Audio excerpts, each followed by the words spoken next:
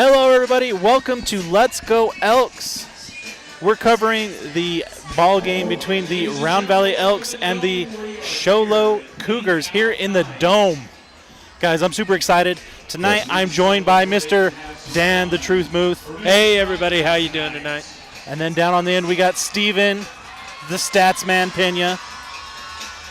Better than being out on PEDs like I was the first game of the season. You know, back from the PED suspension. Yep. Hey, you know, we're just glad you're back. You're back in the mix, doing your thing. It's been great. Owning the stats. It's been fun. Yes, it has. That is one thing that when we don't have, we surely miss. And when we have it, we don't appreciate it. So thanks for doing that for us. I really enjoy it. Hey, I wanted you guys to know I was a devout follower and listener the last 2 weeks, being absent from the stream, but I got to be a fan, and I thought you guys did an outstanding job. So I just wanted to give you guys a pat on the back, covering everything. The gruesome twosome. I know it can get busy up here. I felt bad for Ethan last week trying to produce, and commentate at the same time. It was. They give me just enough buttons that I can make all the mistakes. So. Well, the cool thing is when all the action's on the field and there's the ad center of the screen. One time. And then you go, oh, oops, I forgot to turn the ads off. Well, that would have been a great play, but. It's always kickoffs because that's when I go to ads. All right, guys, enough about us. Let's talk about this ball game we got going on tonight. Kind of a unique situation for the Sholo team, I feel like. Maybe not as strong as in seasons past. What are you guys thinking? That's the case. They've had some key injuries. They had a running back go out early in the season. They lost their quarterback last week. I don't know if it would have helped them against Paradise Hunters, as hot as Paradise Hunters is anyways. But still, they've had some tough games, and they're that cornered Wildcat, they're a dangerous team tonight because of that. They're having to recover from that.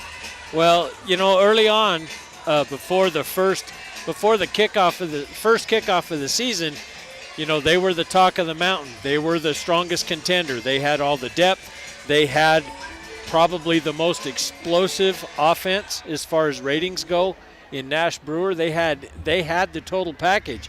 Everybody was expecting them to go long, and then that first 2-3 weeks of the season has just basically, I don't want to say destroyed any chances, but it has basically put them back in a hole.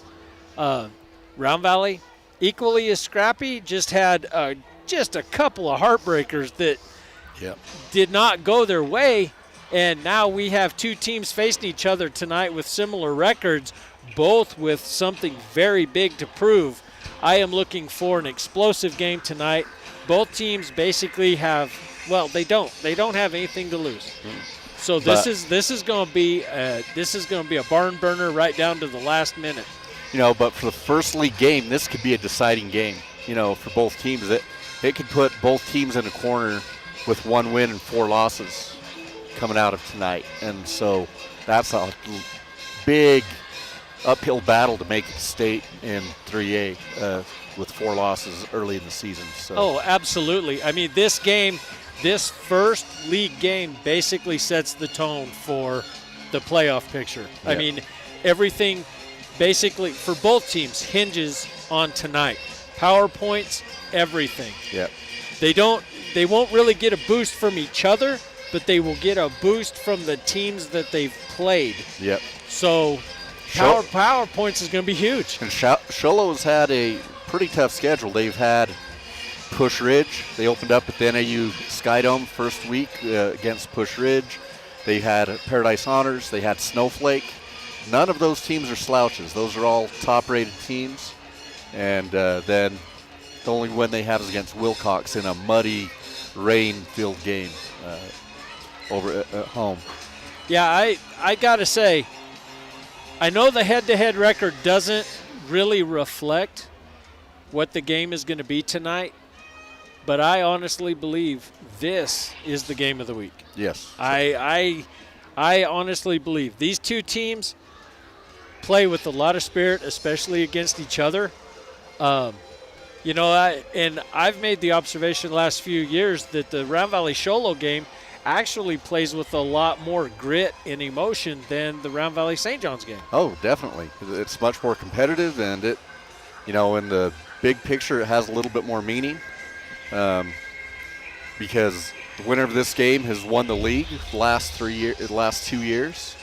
And so, in that you win the league, you're guaranteed a spot at state no matter if you earn the top 16 or not in 3A. You get an automatic berth if you win your region. So yeah, and let's not forget the Beast of the East is definitely alive and well, and the 3A title will come through the East, be it Sholo, Round Valley, Blue Ridge. It will come through the East. It will happen. At least a strong showing. Yeah, East hasn't won it since Snowflake, but. But it doesn't matter because the playoffs always come through here. Yeah.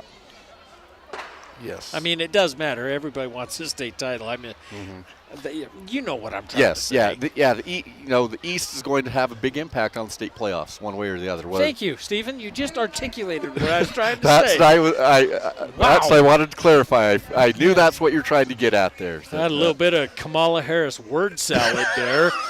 Judas Priest. Sorry, everybody. I'll do better before kickoff. Yeah, it's going to be. It's a tough battle. I mean, the East record overall, Blue Ridge has a good record. They're 3-1 coming into tonight, but maybe 4-1 actually. They may have had an extra game, but. So let's switch gears for a second right before the players come out. Everybody is in pink tonight. We are having a pink out in the dome to benefit Miss Prochnow, teacher at the elementary school.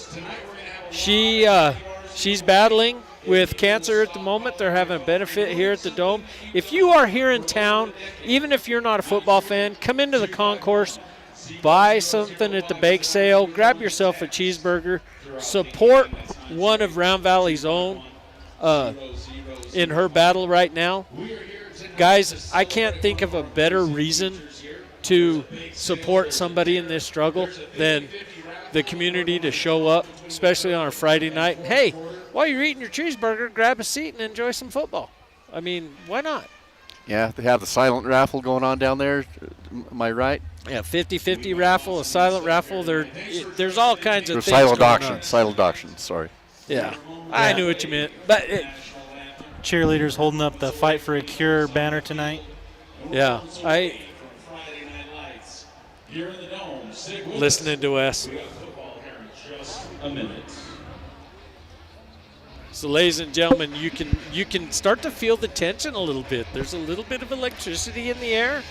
Lots of pink out in the crowd supporting Ms. Prochnow as everybody gets set. I think the players have snuck into the tunnel already. Yeah.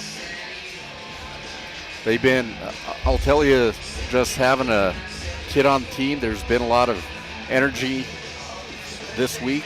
They're ready for tonight. They know the importance of this game tonight. So I think we're in for a good one. Well, you know, football's a game of adjustments. And you learn more from your failures than you do your victories. You know what's wild so far? There's only been one 3A East game that's taken place. Yes. Only two teams in the 3A East have played each other. And that was Payson and Fountain Hills. Yes. Payson walking away with a victory in that one. Was that like 14-3? Yeah, it was close. It might have been 14-7. Let me look it up. I got the magic box here. Fountain Hills, 14-3. Yes, you were correct, Stephen. So which surprises me for being towards the end of September. that's first one. Yeah. Yeah, that's the only two. But we've only got a 5-team region this year, so it's going to take a while to get to those games. And each team, we have two non-region games still. We play Safford coming up, and we play Ganado coming up that aren't region games. So, are we on the road for both of those? For which ones? Ganado, I think, Ganado is and Safford. home. No, Ganado is home. That's going to be homecoming. No, Payson is homecoming. Payson's homecoming? Next week is homecoming. There was something special about Ganado then. I don't remember. Senior what it night, was. maybe? Senior night. That's what it is. Thank you, Stephen. Ladies and gentlemen, here they come, your Round Valley Elks. Gage Baker leading the way. And the pink socks, of course. All pinked out. Very manly bonding. I saw Connor Luker has pink receiver gloves. Ladies and gentlemen, if you would please stand, remove cover, and if you can find the flag. Oh. If you can find the flag. That's hilarious. Yeah, Wes thinks he's humorous. Yeah, as I almost fall down. Oh, nice.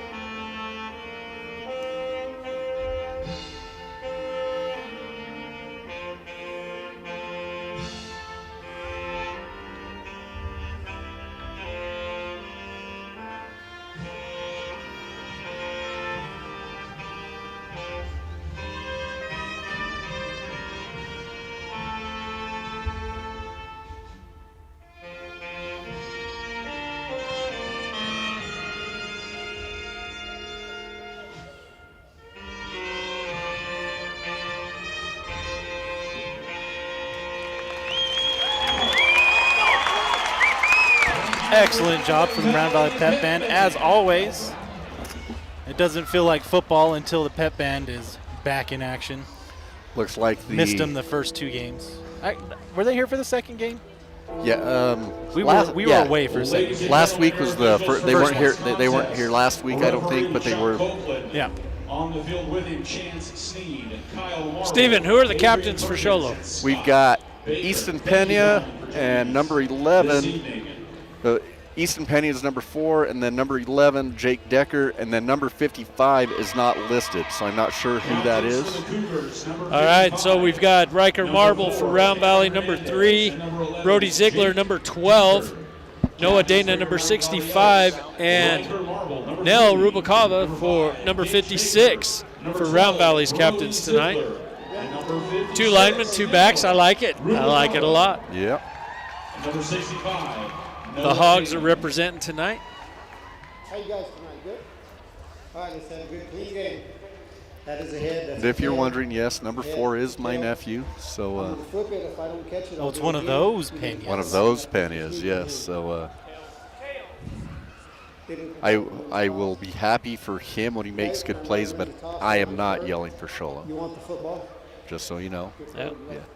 So Round Valley won the toss and deferred. Back here in line. You guys put So it them looks back like there. Sholo is going to receive from the south end. They're playing the wind tonight. Round Valley choosing the slope. So, ladies and gentlemen, it's almost time for football. Yeah, the weather is such a factor when we play here at Weather home. will be a factor here I've always tonight. said going towards the south end zone feels like downhill, doesn't it? Correction for the Sholo You Cougars. sure that isn't the east end zone? Tonight, number 4, Easton I get so turned around in here, Yes, guys. pretty No, sure. the south, yeah, that's south. We have a surveyor. Is that in fact south? Well, up is north, so yeah, that's south. You know, Obviously. I would swear that I was looking at the high school, towards the high school right now. So, Well, don't swear. Yeah, This is a family program. I wouldn't bet a big orange on it, Steven. oh, that is an old reference that a lot of people don't know. That is I guarantee you, well, a lot of Bobby listeners, Sherwood's yes, out there, Rob- he knows. and if Doug Udall's there, he knows, and He several knows. others. But yes, that is a Coach Darwin Slade reference. You know, 7th grade, you got 100% on a test, you got a big orange from him. And if you talk too much, he'd hit you with a piece of chalk. And if you had a problem, he'd write TUFF on the chalkboard and underline it. If you complained about something that he felt was immaterial, you got a big old underlined tough from him. Oh, And a grin on his face as he was writing it. the good old days. Yeah. Big orange, man. I haven't thought about that in quite a while. Or Ruby in a goat's rear end. Oh, That was one I heard a lot. All right, Elks fans, here we go. I wonder why. So not that I want to jinx it or anything, but I'm just already feeling the energy's not where I was hoping it would be for the start of a Sholo game. We'll see if they prove me wrong here. Oh, Line drive kick. It's going to go into the end zone. Looks like Sholo will be starting from their 20-yard line.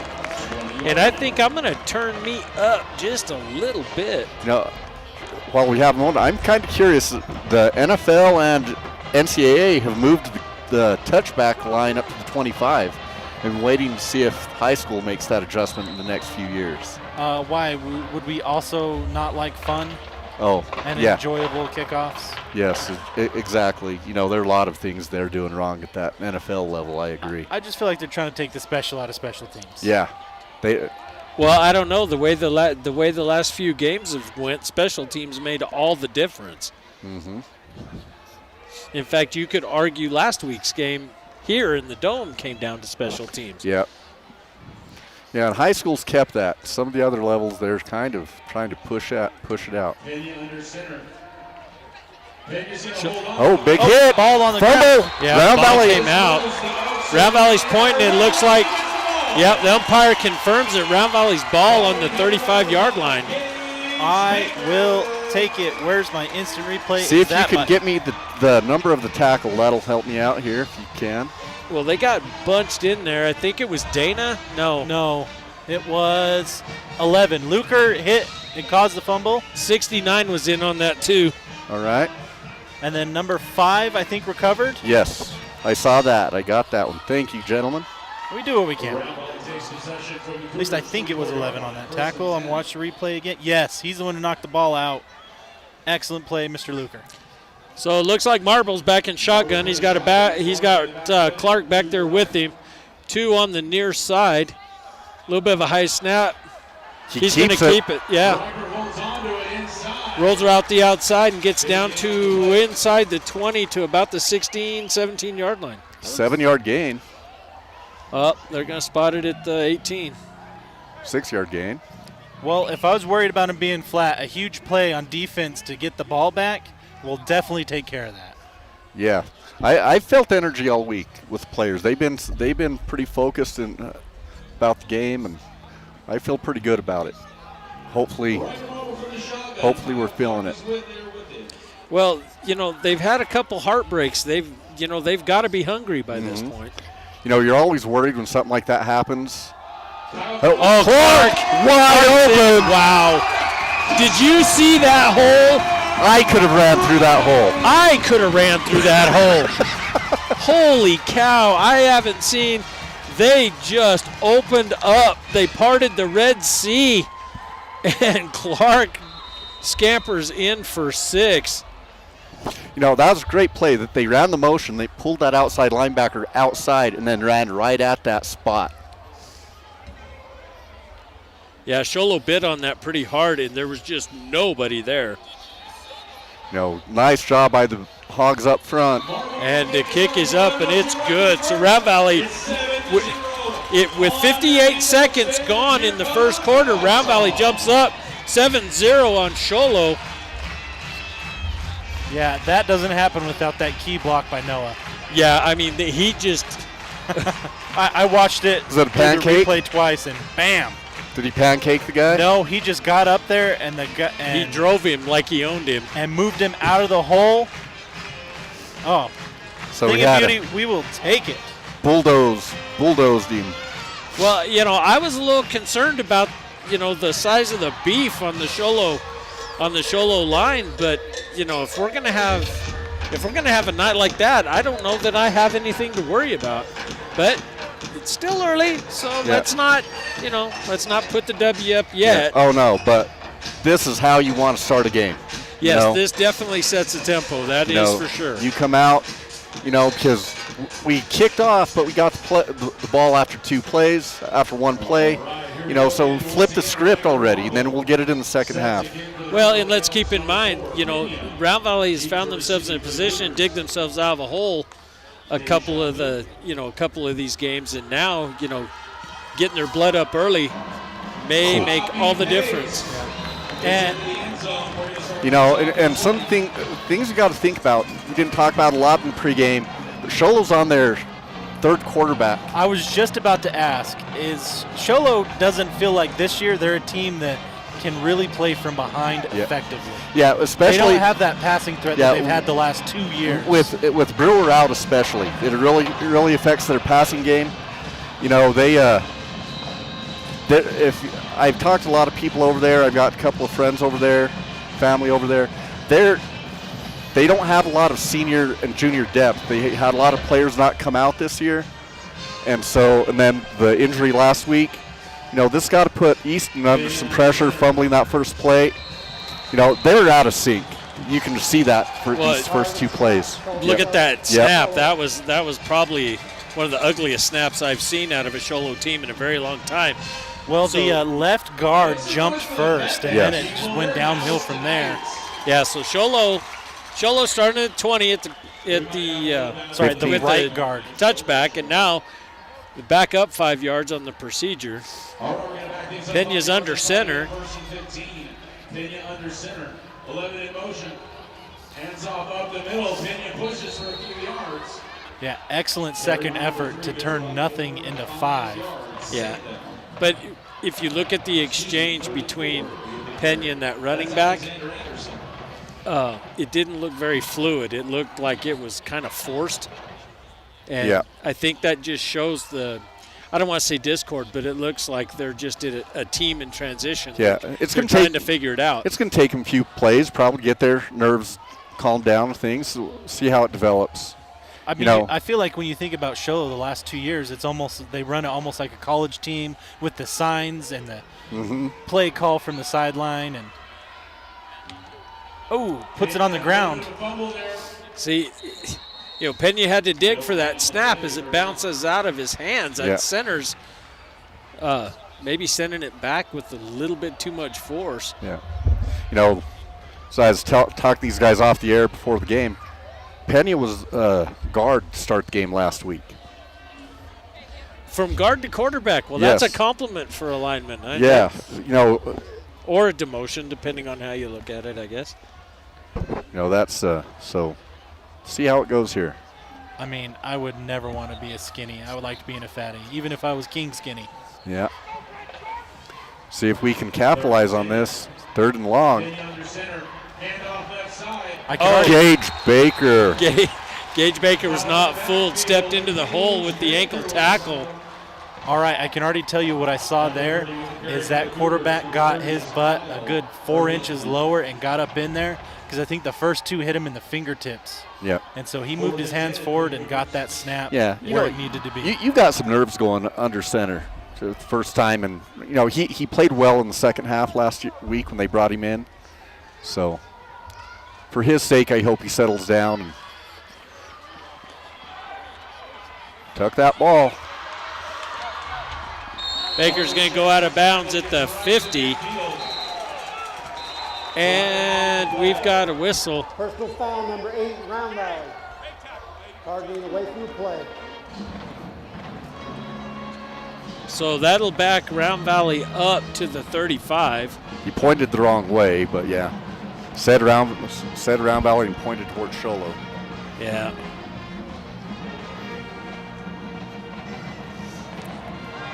So Round Valley brought it out to the 50, but now they're going to back up to their own 35.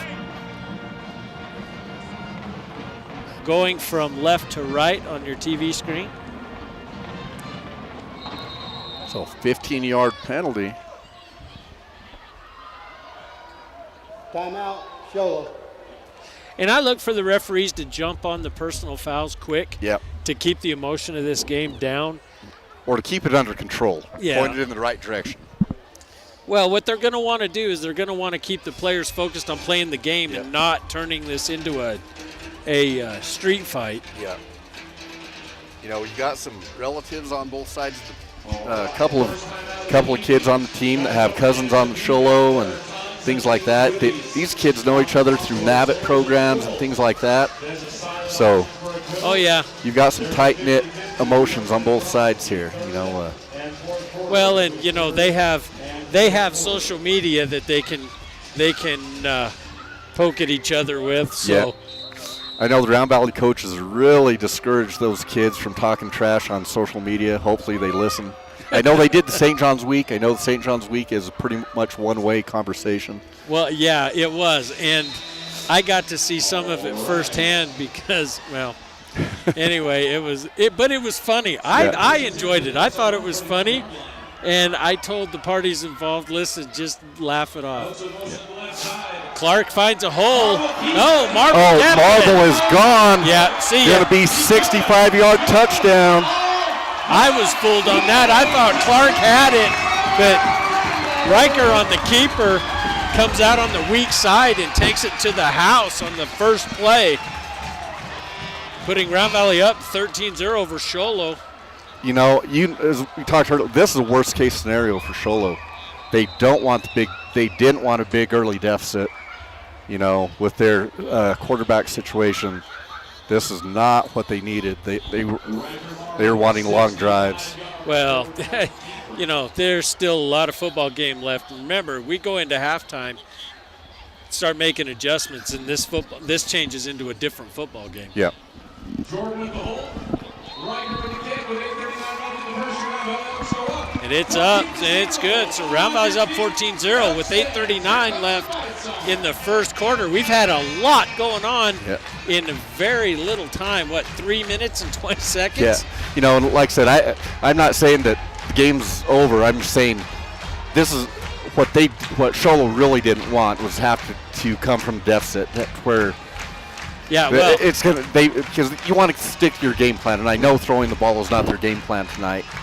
And well, I tell you what, it may not be what Sholo wanted, but this is exactly what Round Valley wanted. Exactly. Yes, this is what we wanted and needed right away.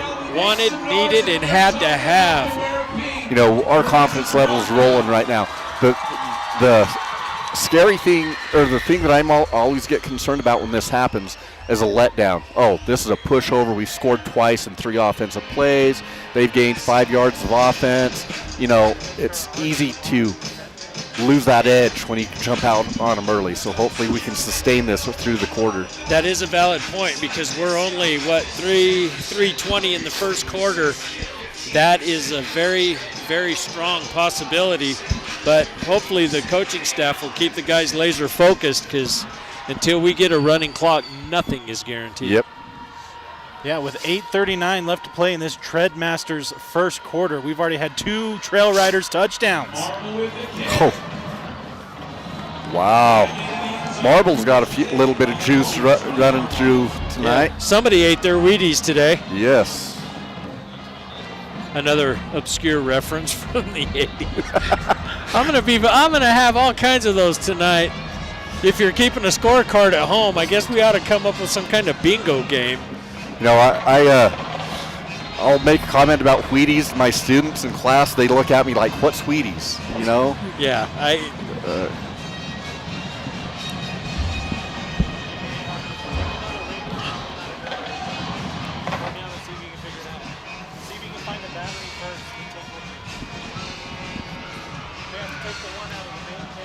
First and 10 from the 20 for the Cougars.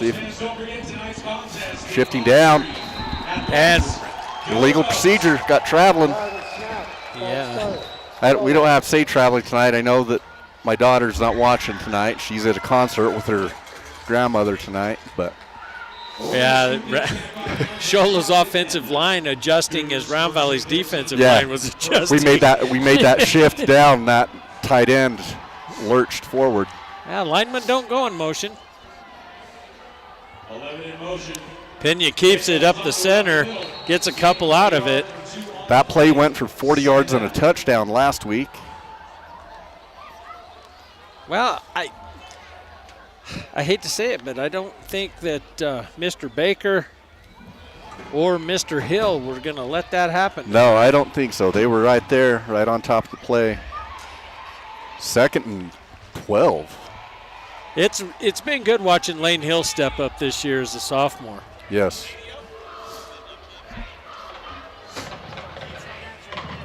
So 2nd and... Oh, 2 men in motion.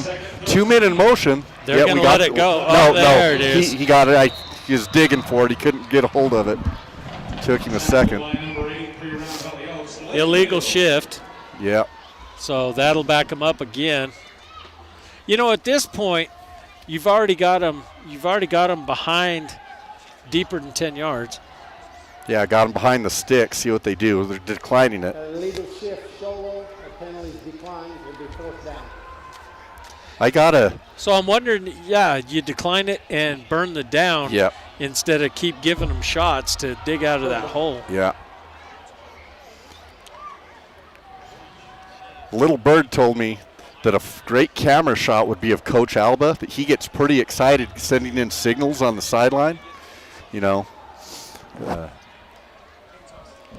Well, behind the scenes, I'm working on a little technical difficulty. Yeah, I noticed camera, that. So we will work Good on run. it. A little bit of rollout. He gets through to the secondary and gets very close to a first down. I think he's got it. Is that 42 on the tackle? Saved a possible touchdown there. Yeah, Round Valley bit hard in the middle and left that outside kind of open and allowing Sholo to get their first down. That's their first down of the game. I think it's their first well, I don't. Does that count as positive yards? Oh, yeah, definitely. But I don't know if it's their first positive yards, but it is their second positive play of the game, I think.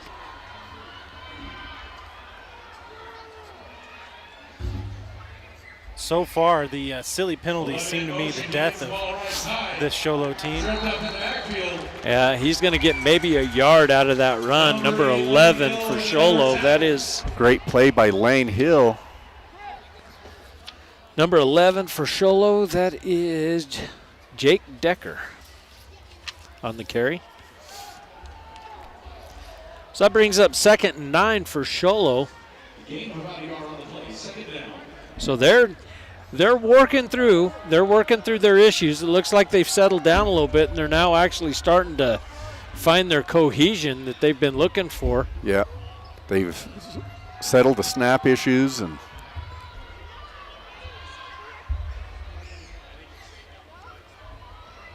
there's a handoff up the middle. no, he kept it. Did he keep it? Yeah. Wow, you know what? I'm gonna have to start bringing binoculars up here. It's kind of hard to watch the game when you're sitting on top of flat top.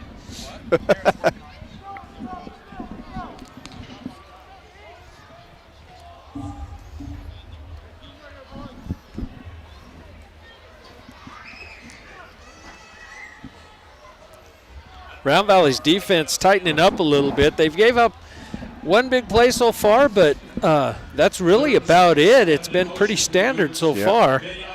Oh, another ball comes out of Round Valley all over it. Yeah, Round Valley's on it.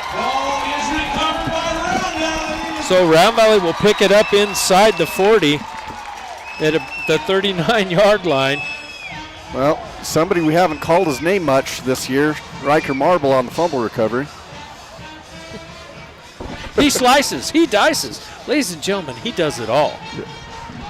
Call him Ginsu. We can call, that could be his nicknames. Ginsu. That's it. Elk Nation. Riker Marble shall forever be known as Ginsu. I did not sign off on this. You didn't sign off on. Do not blame me. You didn't sign off on upper, middle, and lower downtown Springerville or lower downtown Round Valley either. All right, so Round Valley is now on Sholo's 39-yard line. Riker's back in shotgun with the man in motion. There's a snap. He's settling back. It's in the air. Oh! Just off the fingertips of Brett Jordan, and he would have been to the house, and he knows it.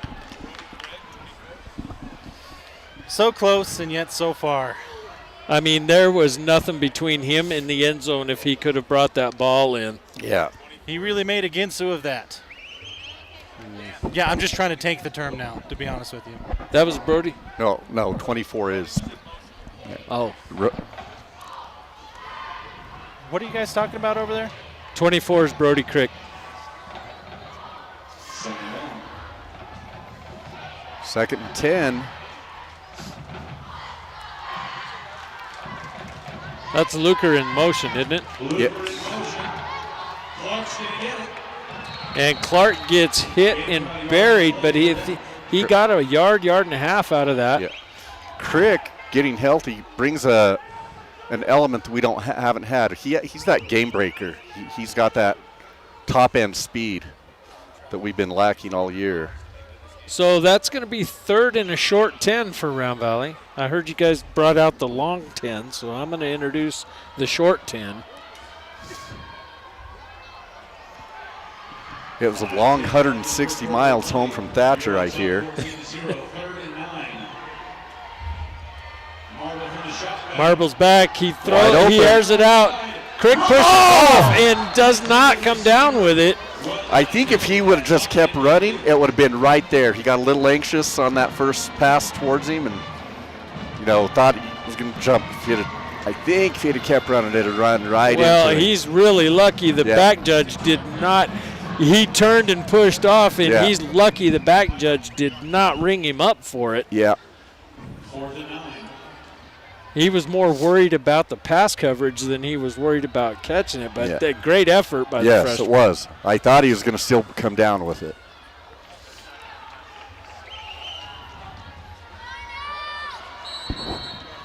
Timeout, Round Valley.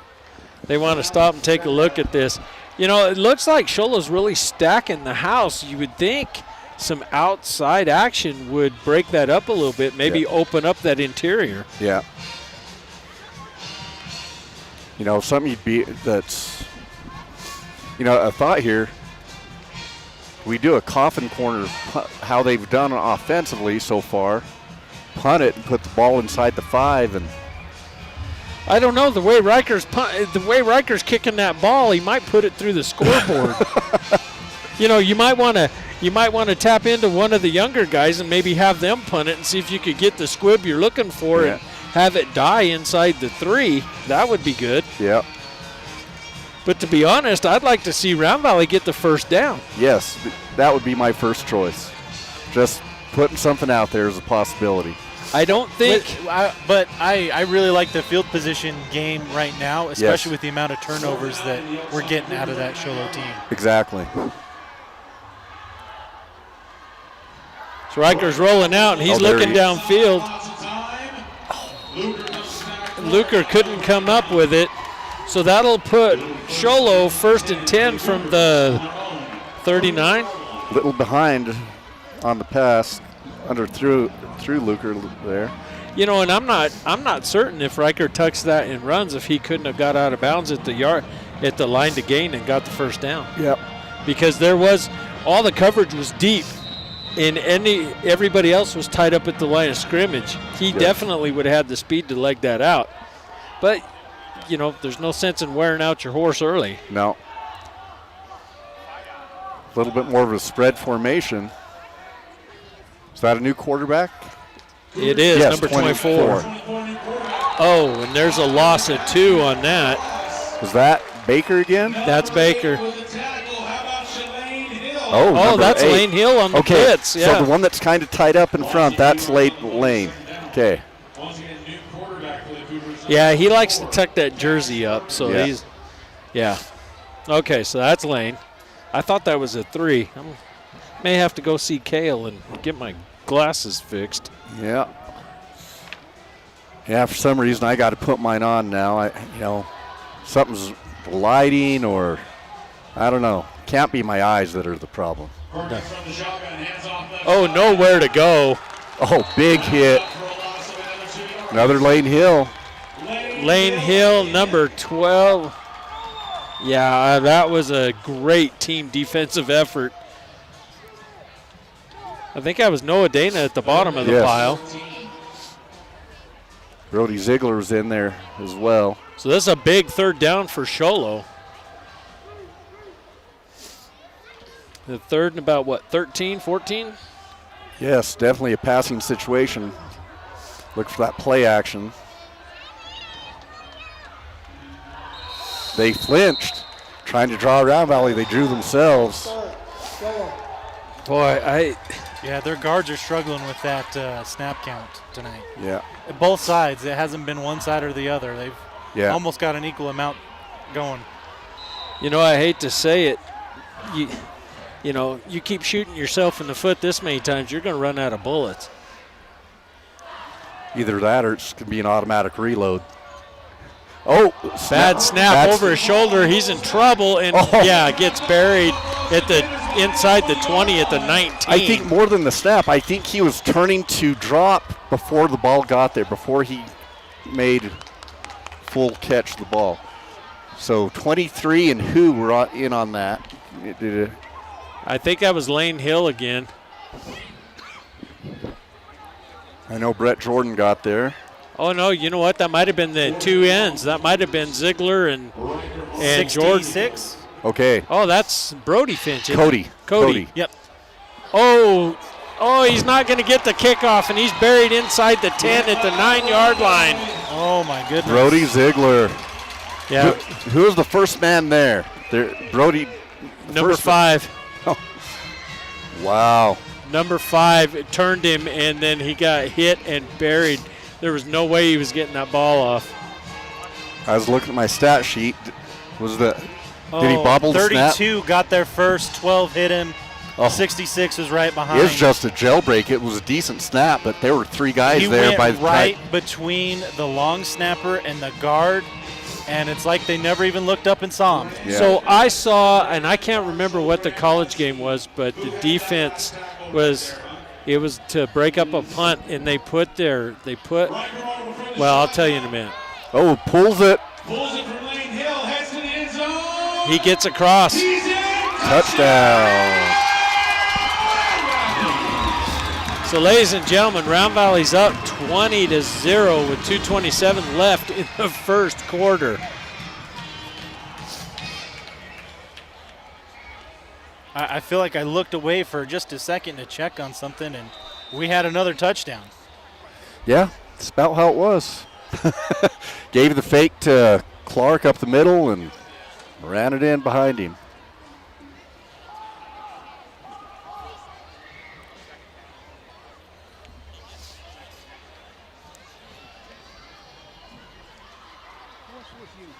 Oh, Wow. got the knuckleball through.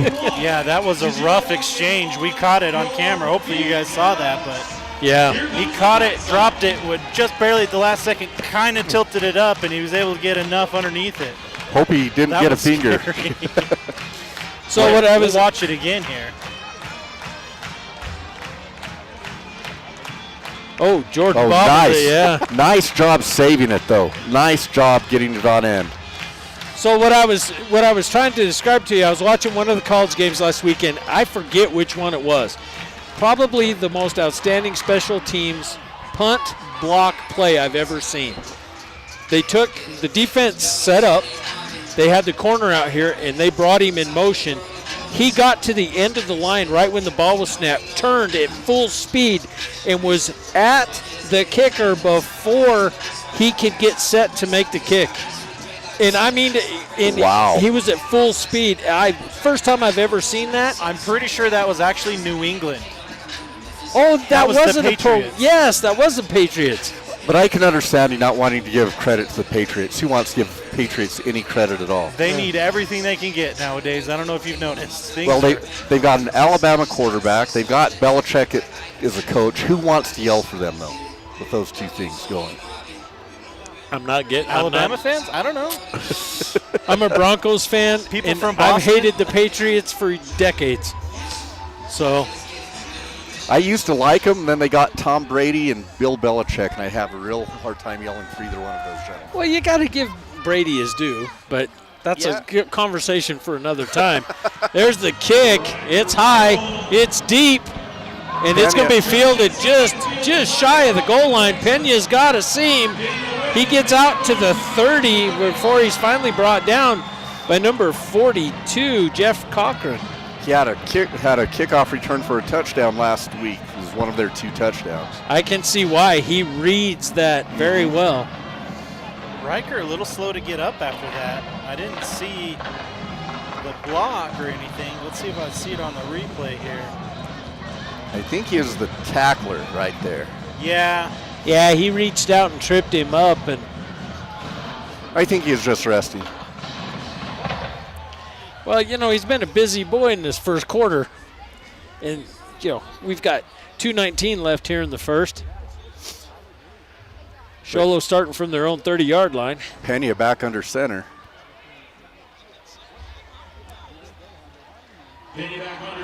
Pena's going to roll the outside, and he gets hit and met, but he does get a yard or two out of it.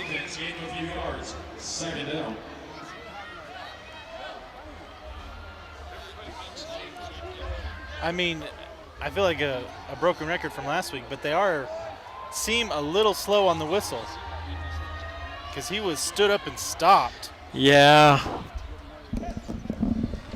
Well, they're trying to give him the benefit of as much progress as possible. So they're going to credit him with 3 yards on the run. Second down and about 7. Second and 7, number 11 in motion. Pena under center. Pena holds on to it again, right side. Oh, he's caught in very little gain, if any. They're going to give him a yard. Yeah. And he fought for every inch of it. I will tell you, he's going to run hard. He's just going to run hard. That kid has heart. So they gave him 2 on that, so it's 3rd and 5 now for Sholo.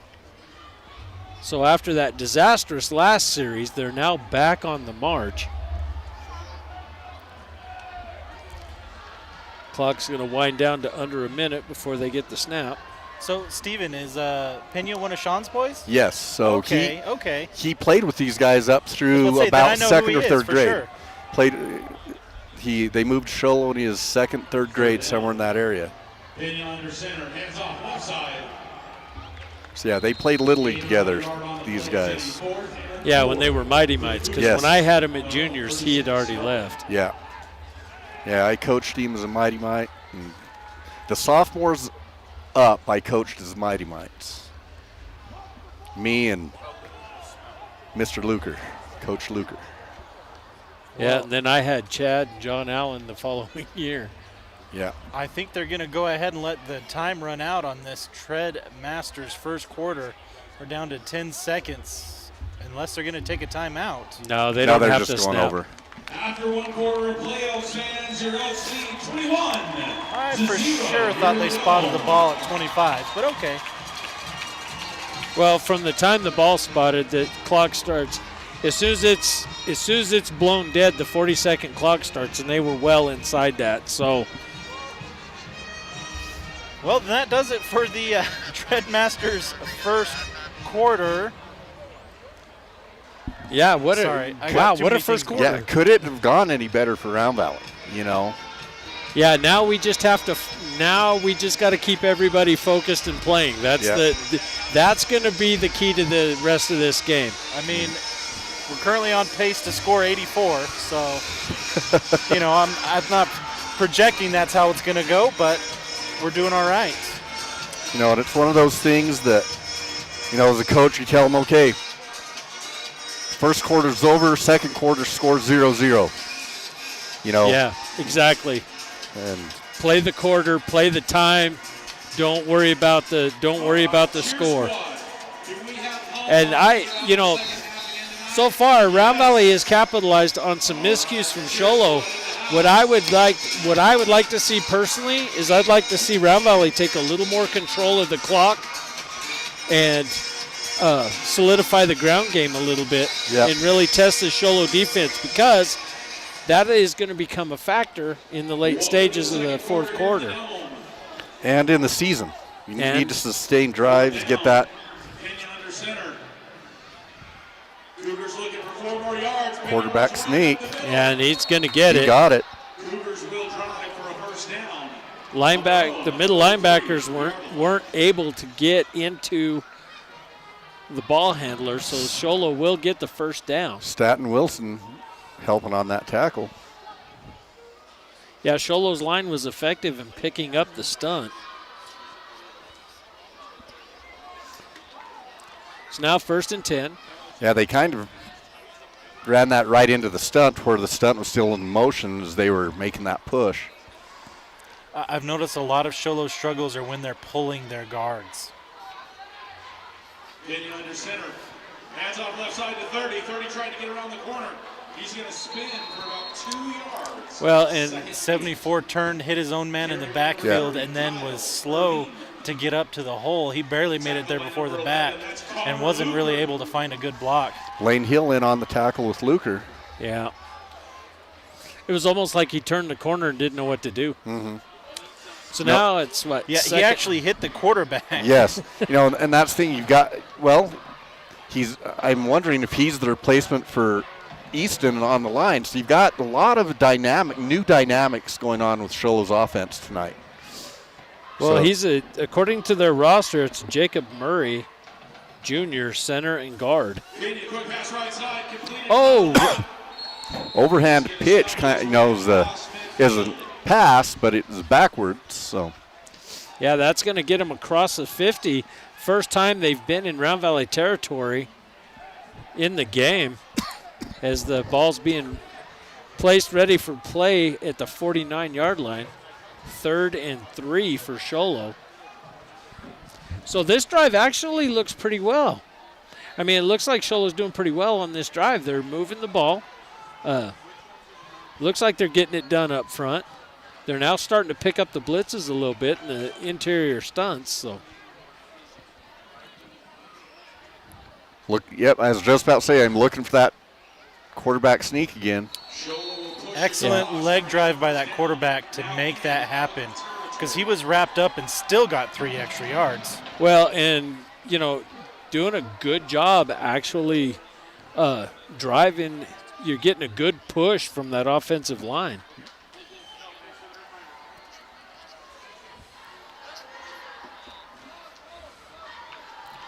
Need to shut this drive down. Couple of first downs. A good stop on this series would do it. Round Valley's defense set. Sholo's offense. Pena under center. 1st and 10. Cougars under center.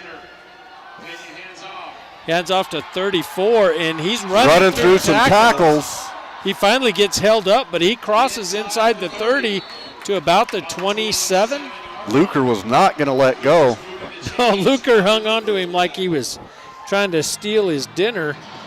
Alexander Anderson with a big pickup for Sholo. Kind of reminded me of steer wrestling out there.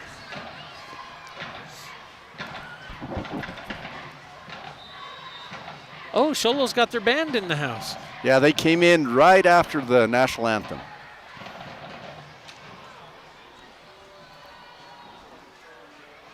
.905 left to go in this Arizona Choice Insurance second quarter. Elks on top 21-0 if you're just joining us. But Sholo moving down the field. This is the most alive they've seemed all night to this point. Some confusion. Is that going to be the last timeout that Sholo has in this half? No, they're it's showing their one. second. Yeah, they got one left. All right, call me crazy, but I felt like they've taken 3. No, Round Valley took one. Did Round Valley take the one? All right, Yes. for sure. Yeah. Round They Valley may have took pointed towards Sholo, and it was Round Valley's there. Well, you know, we've had that whole direction problem all night, so it wouldn't surprise You me. know, like I said, I think I'm facing west, so, you know, it's easy to do. I understand, Mr. Copeland, get pointing in the wrong Can direction. we get some oxygen up here? There might be a little altitude sickness going on. All right, time to shout out some of our sponsors that make this possible tonight. We've got Backwoods Tees, serving the White Mountains since 2017, doing customized apparel, promotional products, sports teams, events, custom patch hats, leather, PVC. Visit backwoodstees.com for more information. Big shout out, Backwoods Tees. I understand we have a new sponsor tonight, Apache County Sheriff's Office. Indeed, they're doing a big recruitment drive. They're looking for more deputies. They're offering some bonuses. Look into it. The website was written down here, but now I don't see it. ApacheCountyAZ.gov. Oh, Pena with a big hole. He's going to get out to the 20. It's going to be second and about 2. So he'll need 2 to get another first down. So Round Valley's defense is now being accounted for by the Sholo offensive line as they've opened up some big holes for Pena tonight.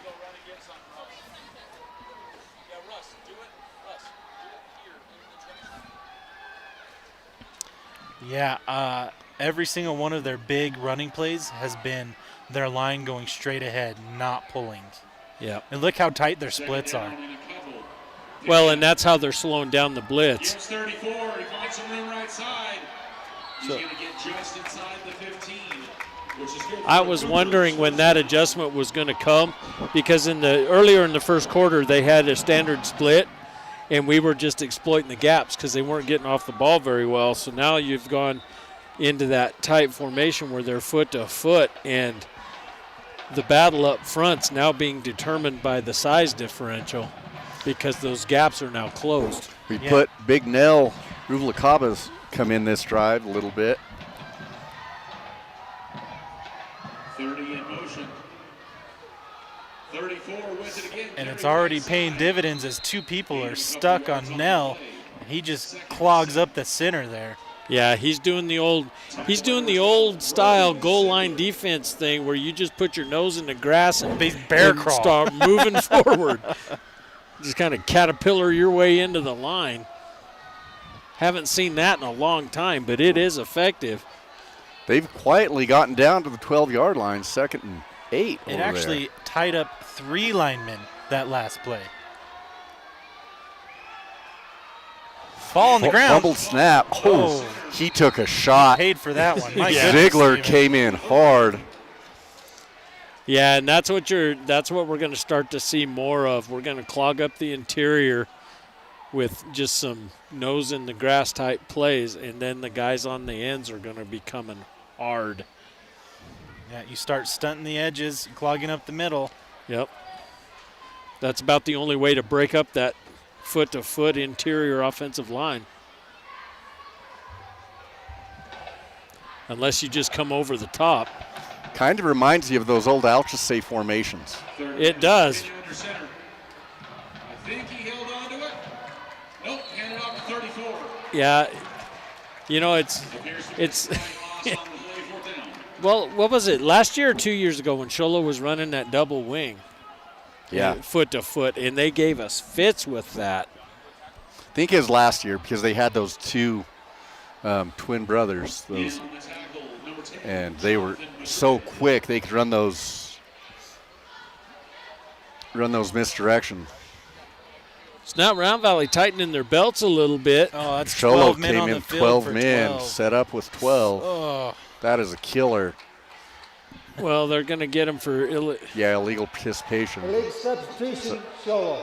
Now, it'll be substitution. It'll be participation if he snapped it. Oh, okay. They would have caught it after the. Yeah, that's the difference between a 15-yarder, and lost it down versus a 5-yarder. See if it makes a difference here. Notice last night they're developing the kicking game. For the last few years they haven't had one, and they had a JV kicker last night kicking the ball. Even the 8th graders that watched the Blue Ridge Sholo 8th grade game last night. It is good. So Sholo's on the board with 3 here with 5:30 left in the second quarter. Round Valley up 21-3 over Sholo. But ladies and gentlemen, don't start celebrating yet. We got a lot of football game left, and now Sholo is starting to show some life. So stay tuned. I don't think it's not quite the explosive game I thought it was going to be. Well, it is, but only on one side of the ball. Yeah, but Sholo took good 5 minutes off the clock there in that possession. See what we do, see if we come out and keep moving the ball. I'll trade 7 for 3 all night long. Oh, absolutely. And I'll tell you, I would like to see Round Valley take more time off the clock with some sustained drives. Yes, the big scoring plays are nice, but let's control the clock. Let's control the tempo and a last little bit. week, we had 2 nice sustained drives. That first drive out of the second half, we took 10 minutes off the clock leading to that touchdown. That was a great drive. I love seeing that. Oh, yeah, that whole quarter was our offense. Yeah. That was great. There were 4 total possessions in the second half last week. 2 for us and 2 for Post and Butte.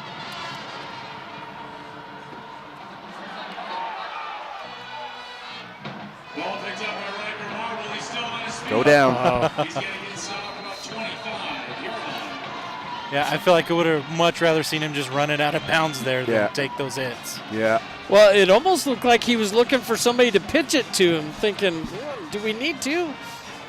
How that kick was, Staten Wilson came up and is way short of him, and then it popped to Riker.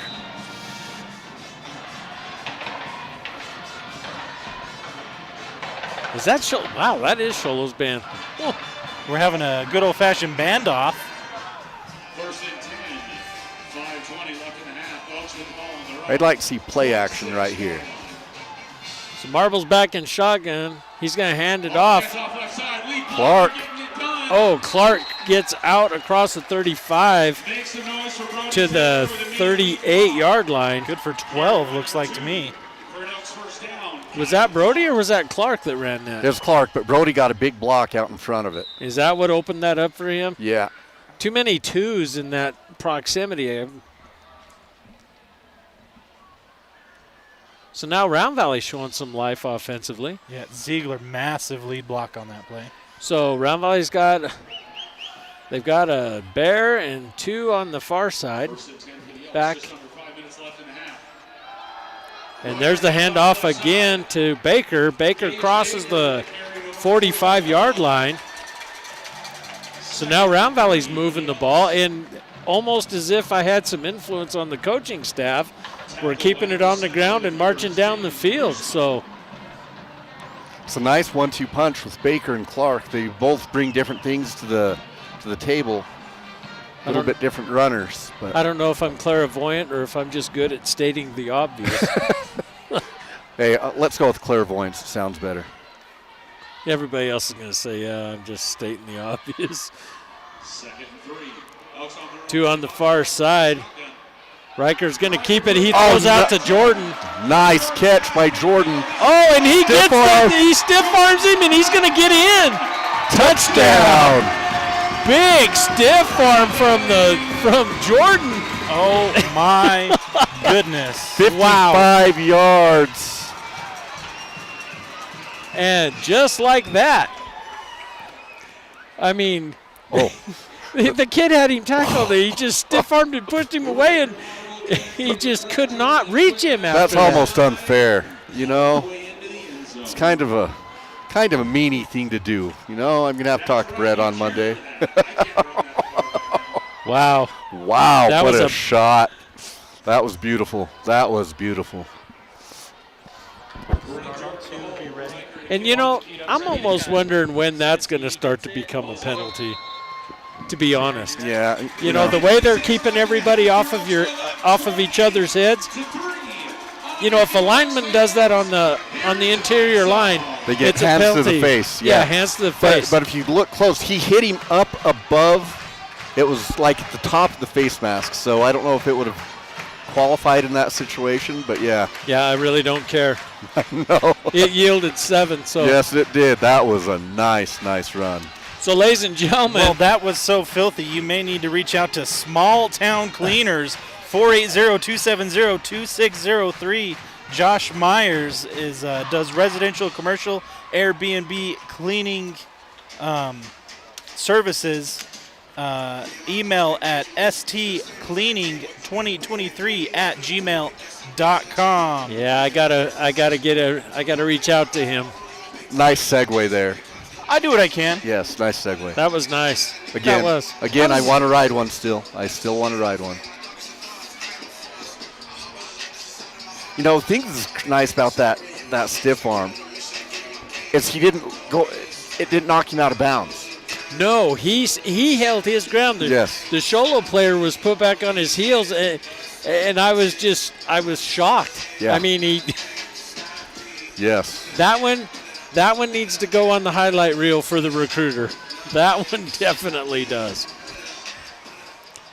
So Marble's back to kick. Let's see if he's hit the end zone 3 times and had one right at the one inside the 1.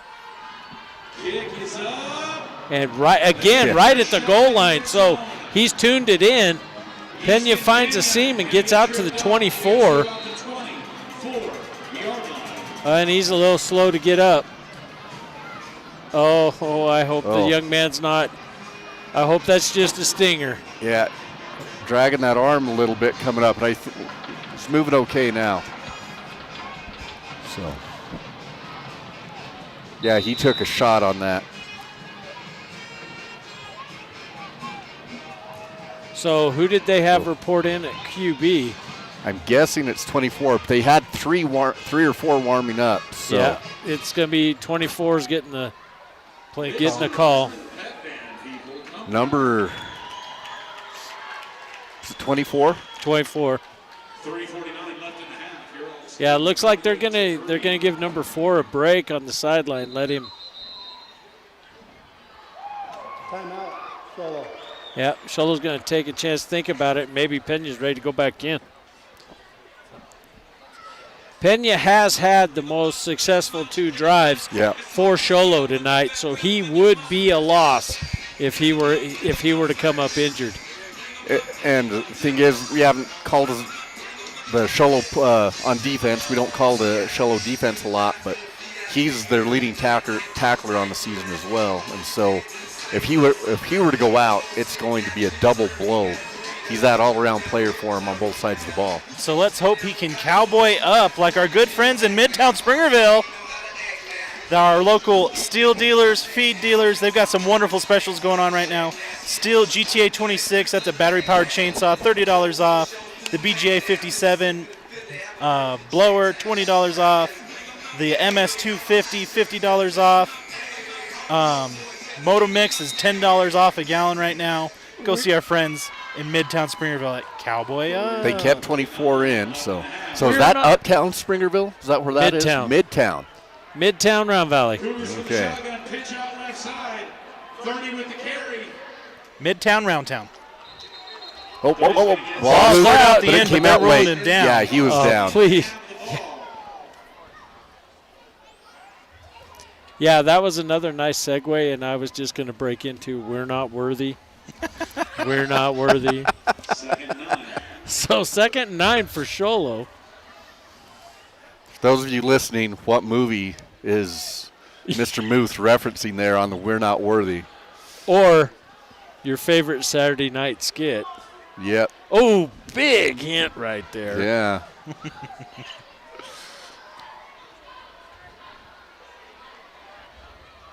Second 9. Cougars with the shotgun, 24. Rolling, looking, pass up the middle. Oh, intercepted. Riker picks it. Now he's looking. He gets to the sideline, goes out of bounds at about the 38-yard line. OMG. I was looking at the expert pull up by number 12 to not get the roughing the passer call. And so I didn't even see the interception. You know, there are a couple good plays. Him pulling up, then watch on the return. Madrid pulls up right there. Yeah, he's like, oh, no. Yeah. He needs the block, but I don't need the penalty. Yeah, exactly. Smart move. We'll take the 5 instead of the negative 15. So shout out to Jacob Finch. You are correct. Wayne's World, party time. Excellent. I want one of those. Party on, Wayne. I want one of those haircutting machines. I want one of those haircutting machines with a vacuum attached to it. Elks first and 10. Right. Play action. Riker's looking to pass, and it's going to be short to Ziegler. He almost got sacked. Almost made some magic happen. Yep. Number 74 was there applying pressure. Well, we've been getting excellent use out of our instant replay sponsor tonight, White Mountain Regional Medical Center, empowering a healthier community. They've expanded their expanded ER is now under construction. They're getting a new MRI, CT, all kinds of nice stuff. White Mountain Regional Medical Center, bringing you the instant replays tonight. I believe that's Connor Luker. Hand off left side. Gage Baker plowing it out. Got about a yard.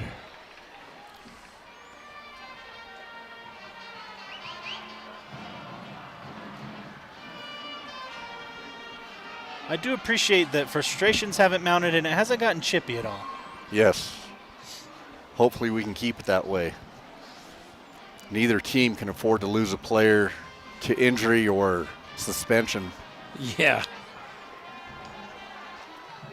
You know, our offensive line, we haven't given them credit tonight. They've done a great job tonight. You know, we have Wyatt Hetrick in there covering for Oh, there's Mr. a Derrick. throw to Ziegler. Ziegler down the sideline, goes out at the 10, maybe the 9, to the 8. They're going to spot it inside the 10 at the 8-yard line. 26-yard gain. Yeah, Ziegler just turned and got it. It found a hole along the sideline and capitalized on it. So who was more punished, the Ziegler or the tackler on that play? I think the tackler got the dirty end of the stick on that. Yeah. To be honest, that sideline has not been very friendly to them tonight. No. If you guys, those don't know Ziegler, that kid loves contact. He loves laying a hit on somebody. Oh, nice little. Reichler. Did Riker get the bounce? No, Sholo did. Come up with it. Yeah, Riker was hanging on to it, looking for the pullout from Ziegler, and the ball comes out, and Sholo falls on it on the 10-yard line. So now Sholo's going to have 1st and 10 from their own 10. We'll see if Round Valley can do something to get the ball back. Yeah, I know he likes hanging on to it and trying to use 12 to get that block up front. Trail Riders is donating $100 to Mrs. Propane for every Trail Riders touchdown tonight. All right, this just in, our friends at Trail Riders, not only are they a huge supporter of the team, but tonight, for every single Trail Riders touchdown the Elks make, they're going to be donating $100 to Miss Brocknell's Ziegler, their players are signaling to get Ziegler out. Got beat up a little bit on that last play. Yeah, something's going on. And they're not. That's a kid that's not going to voluntarily take himself out. So, got the timeout called so he can. Oh, I know get looked at. I know what the deal is. Ziegler's prone to hyperventilate sometimes. Oh yes. So they got to get him on the sideline, get him a bag, and let him calm down a little bit, catch his breath. Yes. I think that's what they got. So while that's going on, Round Valley's going to take a timeout. We got 1:44 left in the half. Round Valley's up 28-3, and it has been Round Valley half. Sholo's had a couple of good drives, but I tell you what, as far as sustained ball play, it's been basically all Round Valley. Is donating $100 to Miss Prognell for every Elks touchdown that happens this evening. How about that? For every Trail Riders touchdown, $100. That's pretty dang cool. Well, we'd like to see that. We'd like to see those donations come in for the Prognells for sure. Feel bad that it's at Sholo's expense, but it's going to a good cause. Yes. And I'm sure if they knew the backstory, they probably wouldn't mind. No.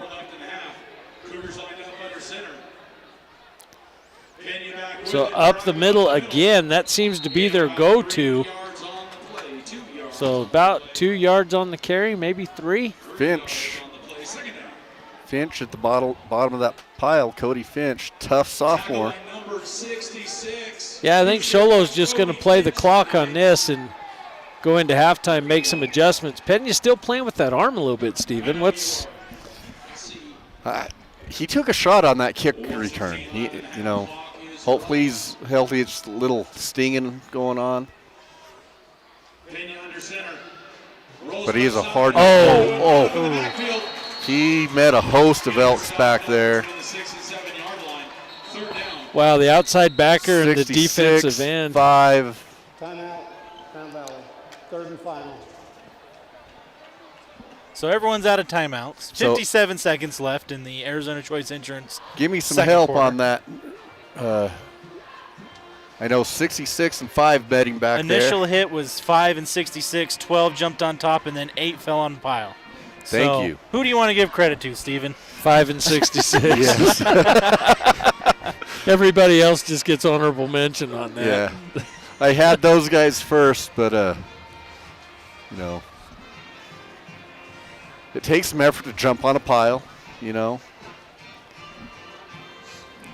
All right, another new sponsor, Napa Auto Parts in Springerville.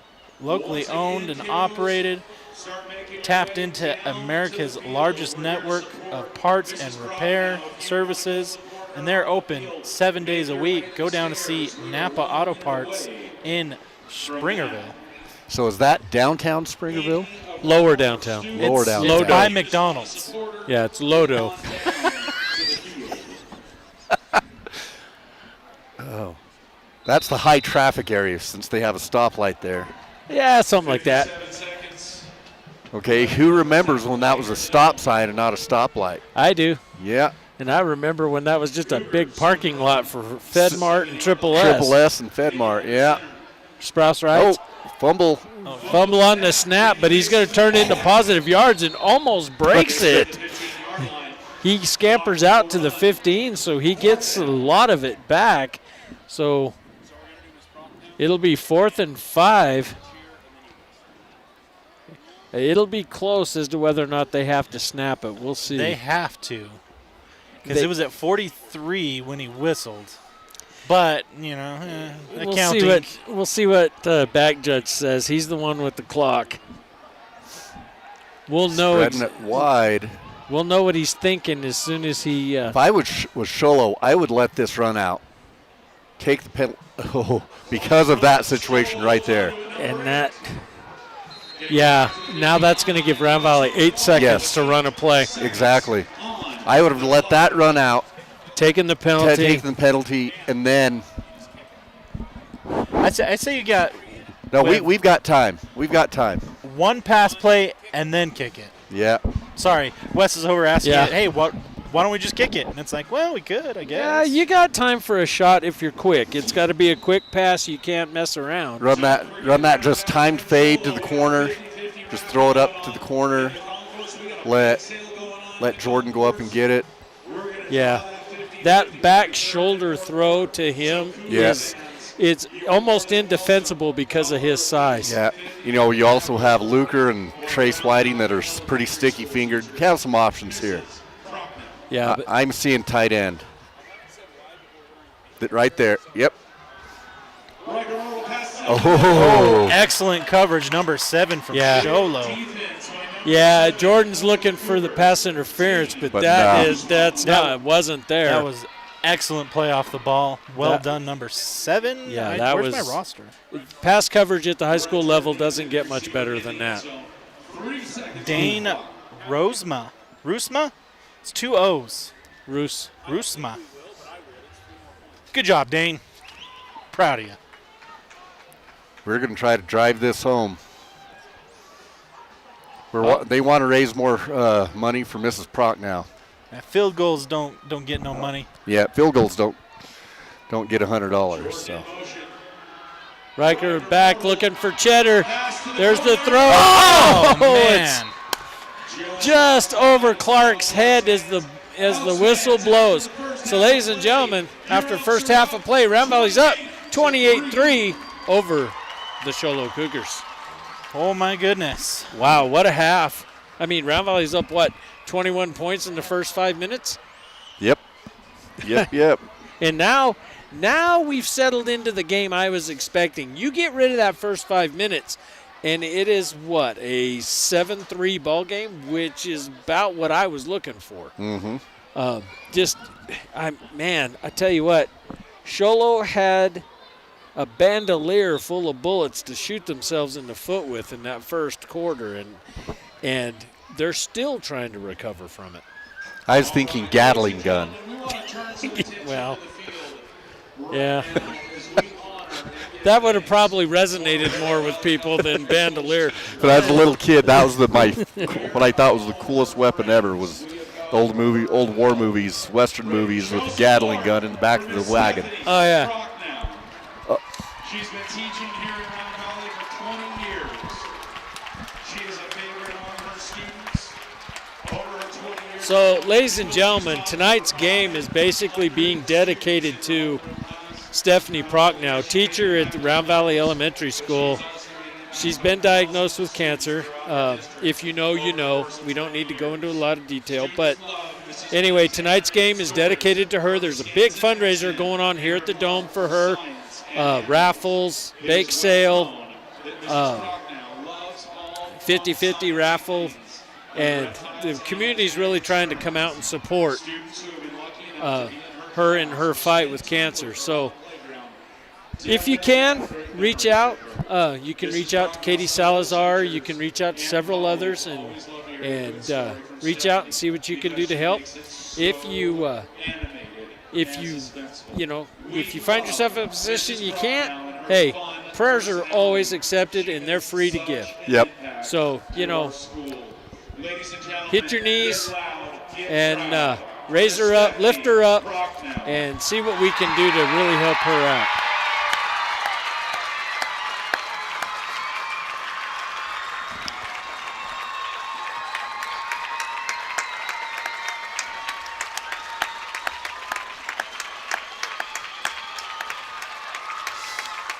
"20 years she's been teaching here in the district. I can't imagine there's anybody under the age of 18 that hasn't been through her classroom. Very few, anyway.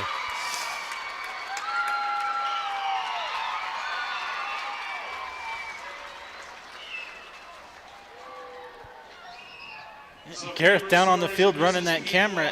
I know that she was his teacher, but 2 years ago. Yeah, I think I got something fell out of the sky. I got in my eye. My eyes are watering over You here. need a second to Yeah. clear your eye out a little bit. Yeah. Frog climbed in my throat. Well, ladies and gentlemen, I tell you what, it never ceases to amaze me how the community turns out for its own. We turn out for others, but we always turn out for our own. And it does choke you up a little bit to see it firsthand. When you get to see it live, it's inspiring. Our coaches down here are giving props to Mr. Nash Brewer that's out for the season. Great young man, great player. Just a little moment I caught right there. The Round Valley coaches caught him on the sidelines and gave him props that he deserves. Tough break for that kid. If you've never watched Nash Brewer play football, you've missed something. He's an exciting young man to watch take the field, and it is a shame that he had to succumb to an injury. He's a cousin of Gage Baker as well.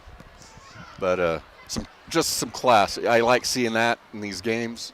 Coaches and players being classy and showing the respect that's deserved to people. Yeah, absolutely. And, well, that often goes unsaid when we talk about, the 3 East and we talk about White Mountain football. The one thing that's often never discussed, I know by a lot of other providers of, high school sports coverage, is the ties. The ties between the communities through family. Yep. And the players. When you have players playing against each other, related to each other, representing their schools, they got to go out and they got to fight that battle as if they're strangers, and then come back and remember, hey, we're family. Yep, shake hands. And the ability to do that without getting emotional about it is sometimes a very difficult thing to do. These communities came together a few years ago with the Rawlings tragedy, with the Rawlings family in Show Low. A lot of the Round Valley people gave them support and help.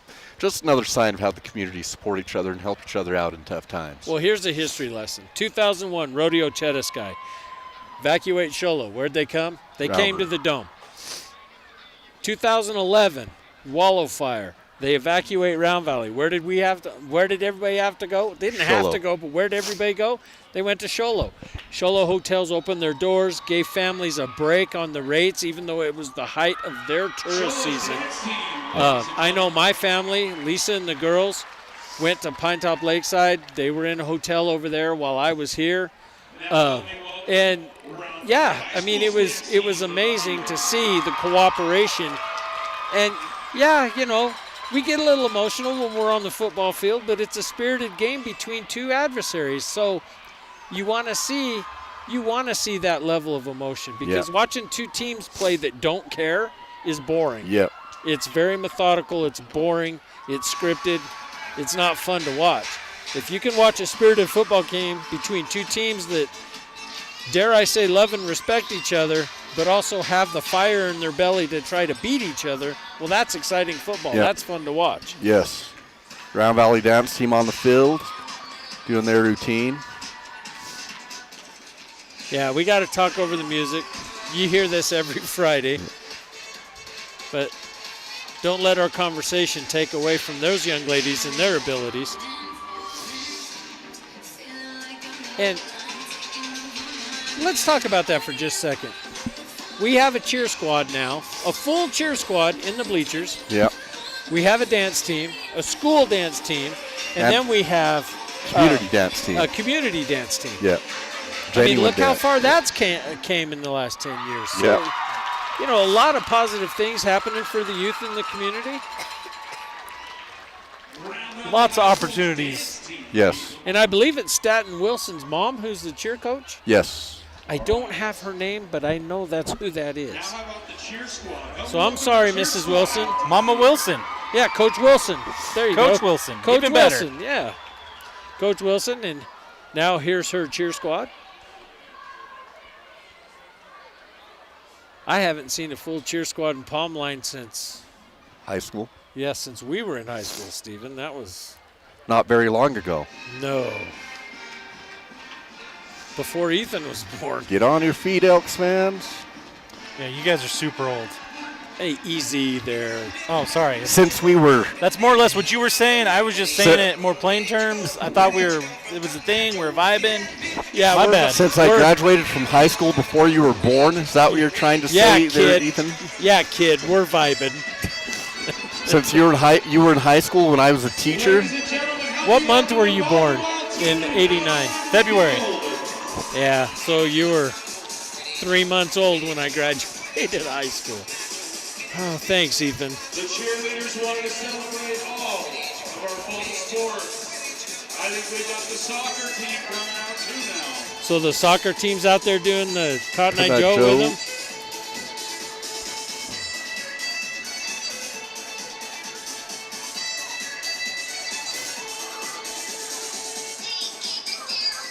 Soccer play yesterday? I know they played a couple of times this week. They've had some rough go. Both the boys and girls soccer teams had some tough games this week. I think they did play last night. I was picking Lisa up at the bus barn. There was a lot of activity in here. And I know it wasn't football because you guys were in Cholo. Yeah. All right. Thanks, chat. Apparently, Coach Wilson is Jure. Jure, thank you. I was just looking that up. I knew it was something like that, but I didn't want to mess her name up over the air. Well, we'll give her the respect she deserves and call her Coach Wilson. Well done, chat. Thank you, chat, though. You know who's missing from chat tonight? Sherwood. Where is Mr. Sherwood? Where's Shane Walker? Is he on there? Has he been on there tonight? Uh-uh. I have not seen him. I haven't heard him for a couple of weeks. I know the migration from Facebook chat to YouTube has definitely been a thing. Yeah, we say. need to get that going back on Facebook. Wes is right. That needs to become that was kind of our mainstay. Or we just get better at YouTube because, it's a thing. I don't know. I don't know what to tell you. There's some things in the pipeline that make me say, let's stick with YouTube because it's going to be more worthwhile for the herd to stay in touch with us and to do some things and support us, but we're not ready to make that announcement just yet, so... Okay. Well, okay. You're teasing it well. I won't rule out the possibility of a simulcast to Facebook again, but for right now, I think YouTube's where we're gonna live. I think it's a better video experience overall on YouTube. It really is. Well, and it's definitely more user-friendly, that's for sure. Yes. The thing that's interesting is my wife, of all people, forgot, and the Thatcher game, I believe it was. No, Thatcher, she's with us. But one of our games that she wasn't able to get to, she was going to YouTube, couldn't find it on YouTube or on Facebook. And I'm like, you're on the wrong platform. And she forgot about that until after the game. So, here's a question. Sholo brings her marching band, but no performance? I guess we didn't coordinate that with... Do they march? Do they have a... They're in uniform. I would assume they march. Yeah. And they have that 3-drum set that goes around the marching drummer. So maybe they... A marching drum set, if you would? Yes. Well, you know what? I'm sorry. As much as it was there, I had to take it. Yes, you did. I laid it out there. You got to swing at it, Okay, so... We got about, we got about 5-6 minutes left. Steven, some stats. We gotta hear some numbers because we're starting to go downhill here a little bit. Well, we know what the first half, the score tells us what the first half looked like, but we gotta hear some numbers. So we've got 88 yards rushing as a team and 81 yards passing, averaging almost 15 yards per rush and 13.5 yards per pass. I mean, that is pretty nice. We've 3 turnovers, 2 fumble recoveries, and an interception, all of which led to points. And that's what you want to do. You want to capitalize on those turnovers. We weren't able to get the one on the turnover on downs with the bad punt exchange on Sholo here at the end of the half. But we're doing the things we want to do. We're controlling the ball. Sholo had the one drive. They just methodically marched it down. Hopefully we can shut that down going forward. One thing I'm hoping to see here in the second half, that some of these young players are able to get some game time on varsity level. Well, and that needs to happen. Yeah. Because come the dog days of this season, when the owies start to turn into injuries, that's when that's going to make a difference. Those younger players are going to be the ones that carry us across the finish line at the end of the season. Well, Yeah, it seems like we should have a pile more yards, but really, if you think about most of the scores have been on a Diamondbacks, short Yankees? field. yeah, yes. You know, those short fields make it easier, obviously, and you like that. So that is why we don't have the big. I'd say Sholo's probably got half the yards we do. Oh, You know, yeah, they they had that one drive, and that was really it. And they've had several negative plays to go along with it. So well I think they've had what, maybe a half a dozen successful series, and everything else has been in negative yardage or resulted in some sort of turnover. Yeah, I fell behind on the first downs, but I think they have maybe 7 to our 10, somewhere in that area. I would guess, just estimating. Just some individual yards. Riker Marble's averaging 20 yards a carry. He had that long 65-yarder. And that wasn't quite the short field, but still a nice run there. The one-play drive. Kyle Clark's averaging 10 yards a carry, 31 yards on 3 carries. Baker, 4 yards per carry. We'll take that all day long. I mean, it's been nice. Had the big play to Brett Jordan where he got that stiff arm 55-yard touchdown. Just some nice plays that we've had. Yeah. Ziegler, 26-yard reception. Well, and let's not forget about the aerial pass interception. Oh, Riker yes. went airborne to bring that down. I mean, that was a heck of a play. And, you know, it's good to – you would almost expect the way the last couple weeks have gone, you would expect the team to just lose its drive, its determination, just kind of say, well, you know, the cards are stacked against us. There's nothing we can do. But I got to tell you, these young men have tightened their belts. The coaches have made some big adjustments, and they're playing through it. And good for them. They had every opportunity to roll over and give the season up, and so far they're not doing it. I was around several kids on Saturday, and to a person, and along with a couple of coaches, the phrase I heard is, "We are not losing again." We're not, and you know, it's one of those games, like situations. Like I said, it can go either way. You can either come out and be like, done, had these frustrating games, or you come out and say, hey, we're done with it. We're finishing the season strong. We're gonna turn things around right now, and that was their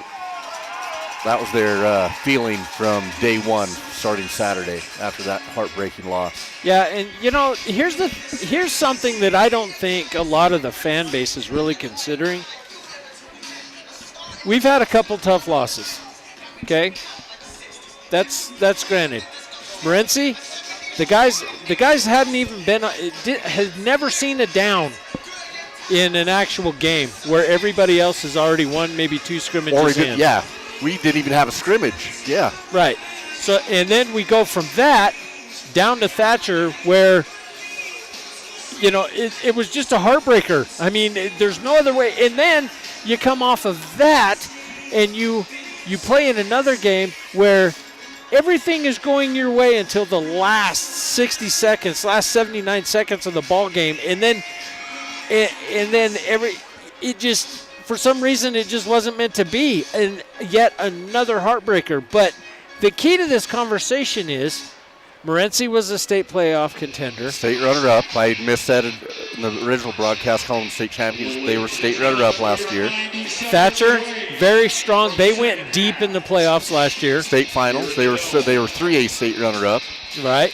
And then I'm not sure where the Broncos came out. Where were they? They hard in the middle. They were 4A team. They were one of the lower seeds, but they were a 4A playoff team last year. Okay, but here's my point. You look at state runner-up, state finalist in 3A. So you got the 2A runner-up, which we should be in the 2A. So you got the 2A runner-up, 3A state finalists, and then a 4A school. And, you know, that's a tough schedule for 23 guys. Yeah. So, you know, before we start getting hung up on wins versus losses, let's consider for just a moment that these guys have been fighting some pretty big battles.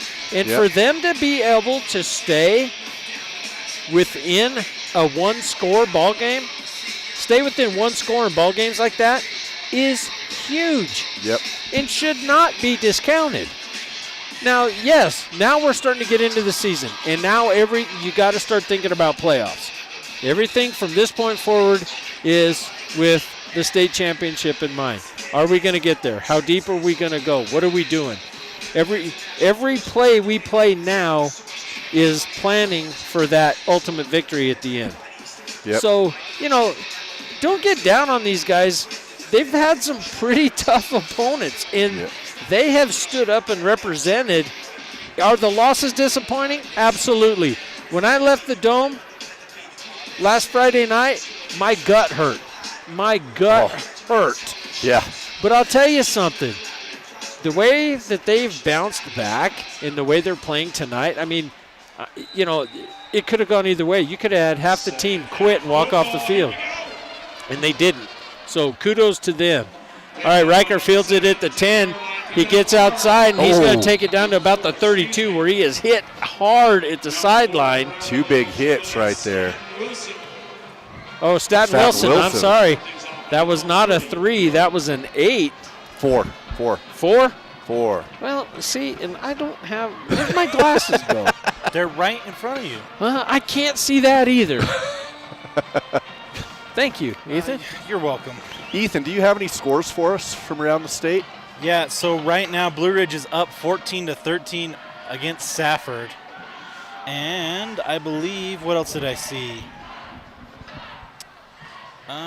What else was I looking at that was interesting?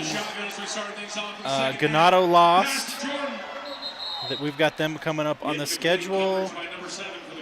And I was hoping to find a score on the Payson Chino Valley game.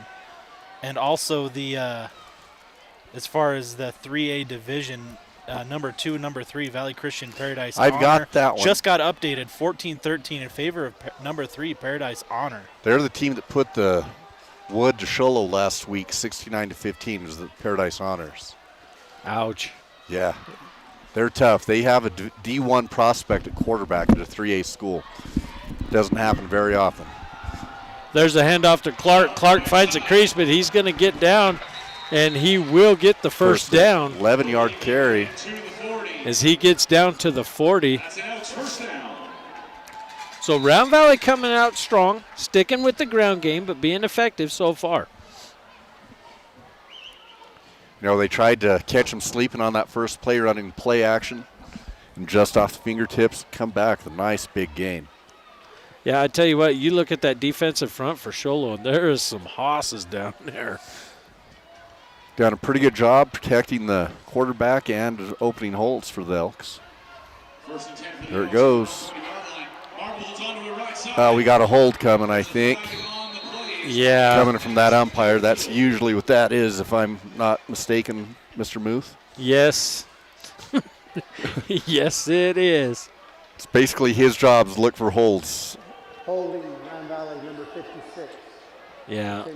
When he breaks the corner like that and gets upfield, you know that hold call's coming. Normally everything between the tackles is just fair game, but when you break around the edge like that, and that was the block that freed you, that's just coming. Yeah, it's coming. It's automatic. You can just, you can set your watch by it. If you're going to call that play, you're going to get that penalty. First and 10 for the Elks from their own 30-yard line. Oh, there's a hole, Baker. Oh, blowing the top off. So Baker gets all of it back and more as he gets a first down, crossing the 50-yard line down to about the 46, 47. If he had broke to the left, was there a little bit more of an opening there? If he had been able to read that block in time? Yeah, it seemed but like it. Pursuit was still there, though. Great run, though. Great run. He's really come on the last few weeks, had some really great games. With them rotating him and Clark, they both stay fresh. Oh, and there's a hole. For As Clark. Clark gets across to, I think, the 35. Yep, they're going to put it at the 35 as he's pushed out of bounds. So down that field, they march along. Singing what's more. Our victory song.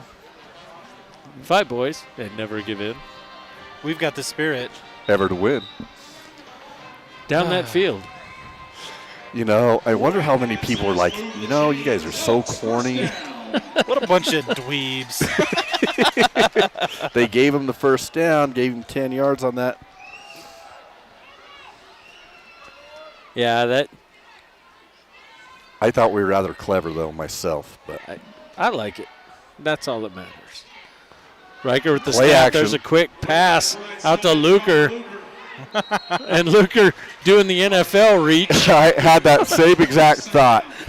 You know, the kid is a football nut. He's got a high, what you call a football IQ. He watches the game. He understands every reach counts. You know, if you can get it out there soon enough. He was a little bit late on the stretch, but good effort.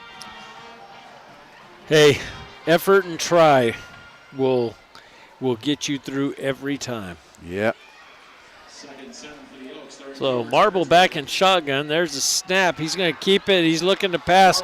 Flushed out of the pocket. He goes out of bounds at the 30. So he keeps it in positive yardage. Great heads-up play by Marble. Yep, recognizing there's nothing there and to get those few yards.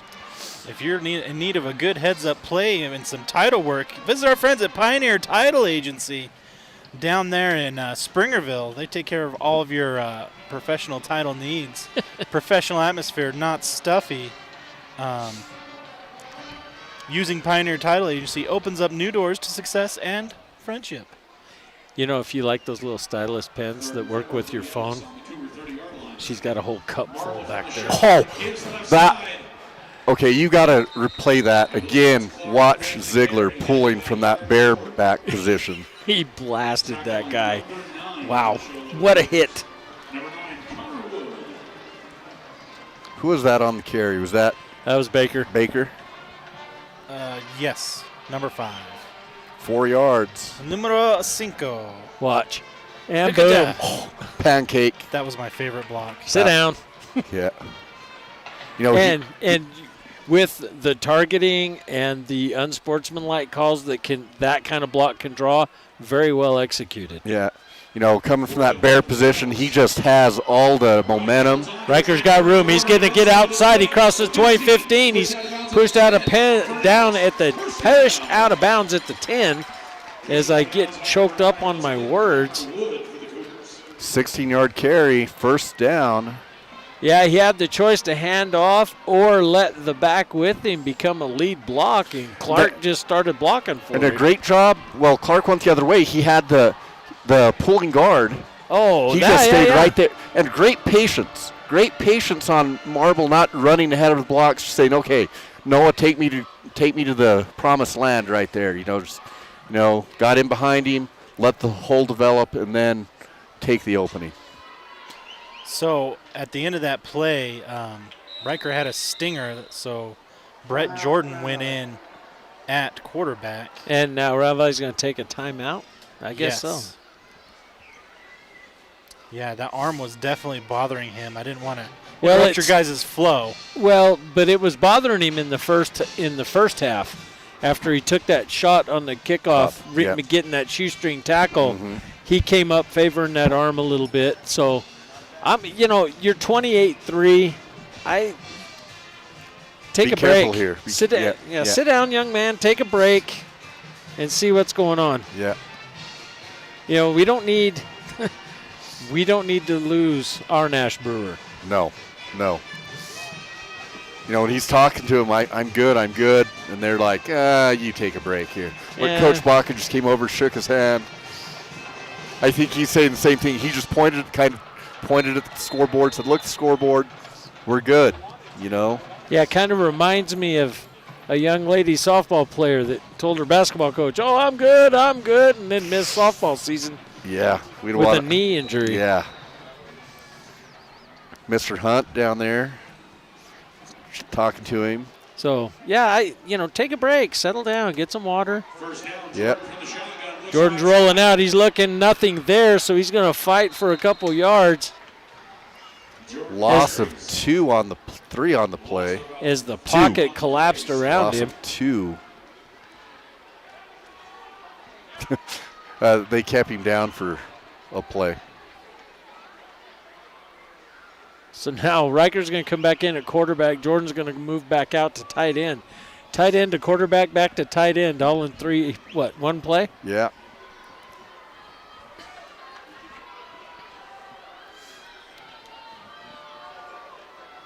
But, I like that little back shoulder throw in the corner of the end zone. I'm looking for that again.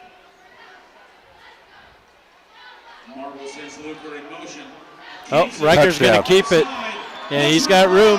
Nice touchdown. Nice cut up the field there. And that'll be another $100 donated by Trail Riders for that Trail Riders touchdown. Now, not only does Trail Riders love the community, but they love this Elks football team. I mean, let's look at this list of players that work at Trail Riders. Wyatt Hetrick, Derek Gillum, Trace Whiting, Kyle Clark, Brody Finch, Connor Luker, and the manager, Mia Puzis. It'd almost be easier to name the players that don't work at Trail Riders. Kick is up. He pulled that one? Yeah, pulled that one. So 34-3, Round Valley's up with 7:44 left in the third quarter. And Round Valley came out ready to play in the second half. Yeah. So Sholo did make a couple of adjustments, but again, they don't have the horses. Well, it's like a cake that's missing the key ingredient. Yes. And you can tell that this is not the direction Sholo wanted to go this season, and the injuries that they've sustained are having a huge effect on them right now. Yes. But hats off to the young men who are sticking it out and playing the season, because, Sholo's definitely, look at their sideline. They're representing. Yes. And they're out here, and they're playing, and they're trying, and you cannot take that away from them. Well, Riker came back in, had an excellent effect on that drive, brought it home, back in the sponsor families. Booga Reds, they're back. If you want some good enchiladas, go down and see our friends at Booga Reds. Egg Burrow Saturday morning is where it's at, if you ask me. My wife is out of town. I might need somebody to make breakfast for me. If you're listening, I'll find somebody else to pay for it somehow. Number 11 picks it up. 11 drops it at the 15, picks it up, but he's gonna fight across the 33 to the 34-yard line. Well, Lisa and I have a Saturday morning tradition. We always have a late, kind of a brunch kind of thing at Booger Reds. But last night she got back from a conference, and we went and had dinner kind of late, about 8 o'clock, and the taco salad was on point, huh? Oh, yeah. It was good. I do love a good taco salad. I am It's not been a ashamed to while. admit Do they it. do it in the fried bowl? In the fried bowl, I had mine green with ground beef instead of shredded, and I'll tell you what, it was good. Pania back under center. Round Valley shifting their defense. And caused the... And the offensive line shifted with them. Yeah, they were like, hey, that's my guy. Second Here, time. I'm just going to move over. Ethan, how come we couldn't do that back in the day? If they shift, we should be allowed to shift, right? Opportunity lost, I say. I don't like that matchup. I don't either. You should I'm let blocking me. this tight end. He's massive. You should let me move. We need 4 guards. And the ball's on the ground. Pena gets wrapped up. How did he get that handoff? I know. I don't. How they got the handoff without the ball hitting the ground is amazing. Is kind of a miracle right there. I don't even. Did he have the ball at the snap? I didn't even think he had it. The ball hit the ground, and then he picked it up and got the handoff off somehow. Wow, is that like a fumble? Fumble-laya? Fumblerooski. A fumblenator. Fumble-laya. Inside trap went nowhere. Gage Baker and number 66. Oh, what was it? What was that guy's name? I'm sitting here trying to think of his name. Oh, that's Shore. From SNL. Pauly Shore? No, it wasn't. It was the Boudreaux guy from Waterboy. The You Can Do It. It was him. Oh, Rob Schneider. Yeah, that's it. He was the There are many Fumblenator. Fumblerooski. Yeah. What team developed the Fumblerooski? What team became famous for the Fumblerooski? It was actual Nebraska? play. Yes. Scored in the Orange Bowl. That's for you, Coach Allen. Oh, big hit. He will get to the 30, so they will get some of that back. 3, 5, and 12 on the tackles. So Round Valley's defense definitely tightened their belts a little bit. But Sholo's offense is starting to show signs of life again. They just had some bad breaks. 4th down and 13. Clark back deep.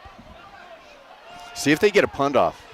They have had trouble on the punt exchange every time. I mean, only rushing 3 and getting lots of pressure up the middle. Picked up by Kyle Clark to midfield. He spins. He's moving. He's pushed out of bounds at about the 42 on the return.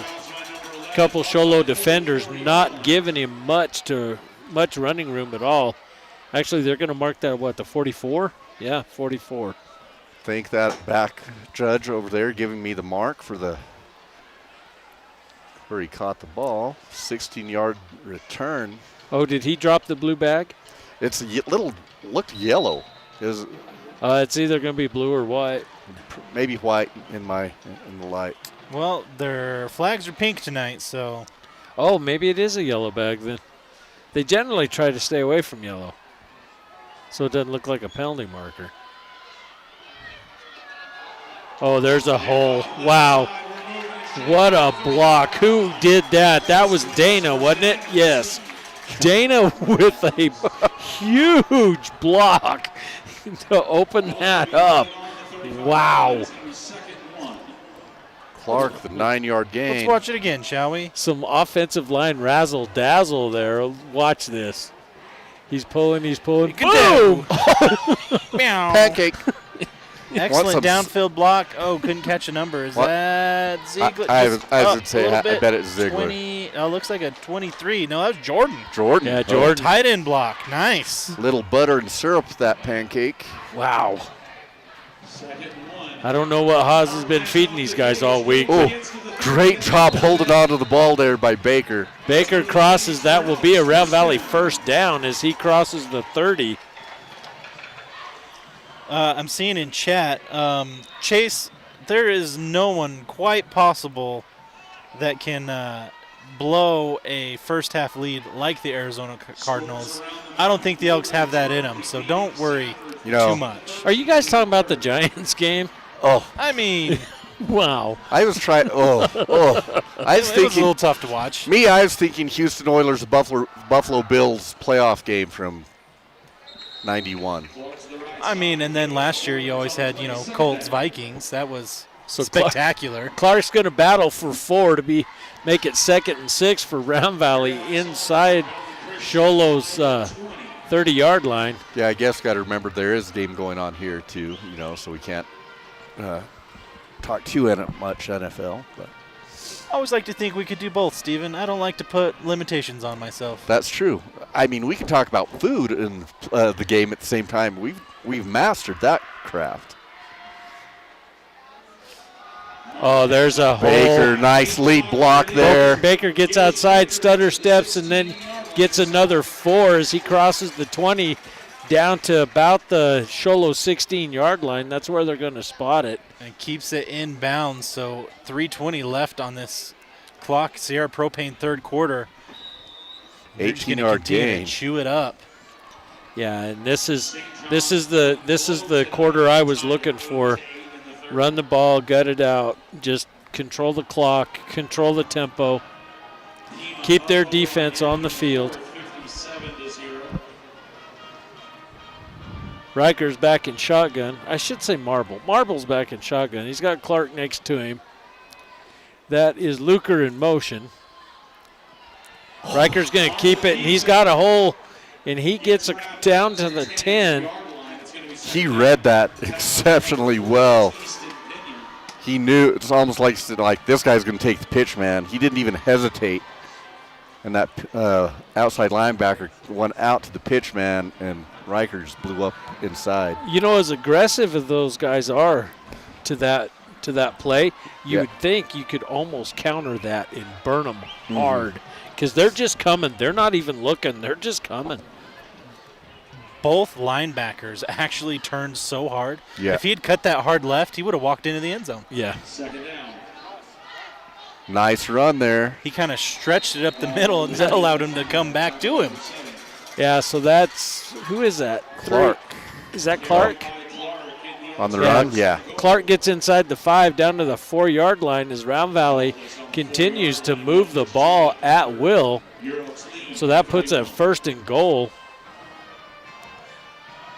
Yeah, I mean, the way they're set, they're almost setting up for just to get burnt on the counter.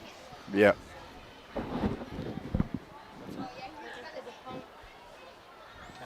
Marble back in shotgun. He's got Clark with him. There's a handoff to Clark. Clark crosses, gets back to the line of scrimmage, but is hit and met hard by Pena. Pena's like, nah. Not on my time. You're going to have to do better than that today, buddy. So now Baker's going to check in as Clark comes out. It's no gain on the play. Yeah, Pena read that very well. Had eyes on Clark as soon as he touched the ball. So now Baker checks in. He's back in shotgun with Marble. 2 out wide to the far side. There's a handoff to Baker. Baker's not going to give very much. In fact, he's going to lose about 3 yards on that carry. Again, Pena, I mean, he's everywhere on both sides of the ball. Yes, he's a smart ball player. He's grown up with football. This is what he does. He doesn't do any other sports. He's in the weight room and he's studying film. So Round Valley should have to snap the ball. I doubt that they'll want to take the delay of game penalty. So Clark checking back in with Marble. Luker and who is that wide? Whiting. Riker's looking. There it is to Ziegler, and he's in for 6. Touchdown. Ziegler with coming across on the drag, and Riker just hit him like he was expecting him to be there, and he was at 6 points. So interesting. Will Round Valley go for 2, or will they just chip it in? They're going to kick it.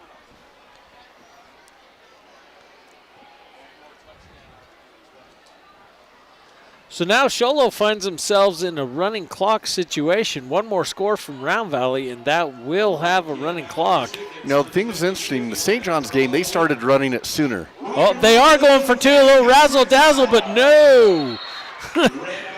No. Clark gets hit and buried by number 30 from Sholo. Who is that young man? Because he read that perfectly. Kyle Everine. He hit Clark like he knew he was going to have it. You know, the thing about that, it didn't work, but what that does is that causes another team to prepare. The Sholo coaches didn't like that at all up here. They're standing up, making faces at the Round Valley coaches at the other end just now. But when you run that, it causes the teams that watch film to prepare for that. Well, it definitely says, okay, this isn't just a take it for granted play. Yeah. And you can't, Round Valley missed a field goal. You can't fault them for wanting to go for 2 to make those 2 points up. Yep. Yeah, the deficit in the score is such where you might look at that and say, well, did you really need to do that? Well, okay, we're still trying to develop for our season too. Yes. So, I mean, yeah, it's not optimal, but we still have to play and prepare. We got 6 games coming. Yeah. You know, you want to run that in a live situation. Can we make it work? Yeah, you know, I see it both ways. No, I don't like to see 63-17 ball games. I think that's excessive. But we still have to be able to play our game and follow our game plan. So it's hard to know where to land on that. Line drive into the end zone, and that will be a touchback. So Sholo will start on their 20. So they will have the terrain advantage as they will be going downhill north to south. 40-3. All right, that's the end of the Sierra Propane third quarter. You know what that means. We're almost done. It's time for the Molly Butler Lodge fourth quarter. Molly Butler's, your home for such fantastical meals as a special steak, prime rib, mud pie, fruits of the forest. You know, I like just the good old steak with mashed potatoes and gravy myself. I go in there and I'll flirt with the strip, sometimes the filet, sometimes the T-bone. I just kind of, sometimes nothing beats just a plain old good steak. Fruits of the forest, great dessert. My wife loves the mud pie. Irene always takes care of us. The mud pie is the best one. See, Lisa's a big chocolate stuff. Yeah, Lisa's, my wife, she does the whole chocolate ice cream with chocolate cake and chocolate fudge and chocolate sauce with double chocolate sprinkles. And, would you like some chocolate in your dessert? Because she can put every variety in there. All right, so I'm just being handed the numbers for the 50-50 raffle. They're going running clock. Those of you at home who might have tickets, the number is 863234. Again, 863234 is the winning ticket for the 50-50 raffle. So they've moved 24 to quarterback and put Eason Pena at running back. I will be shocked if anybody actually claims that 50-50 raffle. Right? Or doesn't immediately give it right back? Yeah. Well, that's my point. I think it's going to go right back into the kitty. Me, on the other hand, I didn't give mine back. Did you get the Diamondbacks? I hit the Diamondbacks for a pretty good haul, and sorry, I ain't giving that one back. Man. Nice tackle by Staten Wilson out there. So Pena's their Ginsu knife as he slices, he dices, he purees. He does it all. In fact, I'm not certain, but he's probably going to drive the bus home tonight. If that's the case, stay off the road between Sholo and Round Valley. Well, no pun intended, but he's probably got the most experience on the field for watching for elk. That is true. That pun was intended. That was intended. That was. That was. Yeah, it was.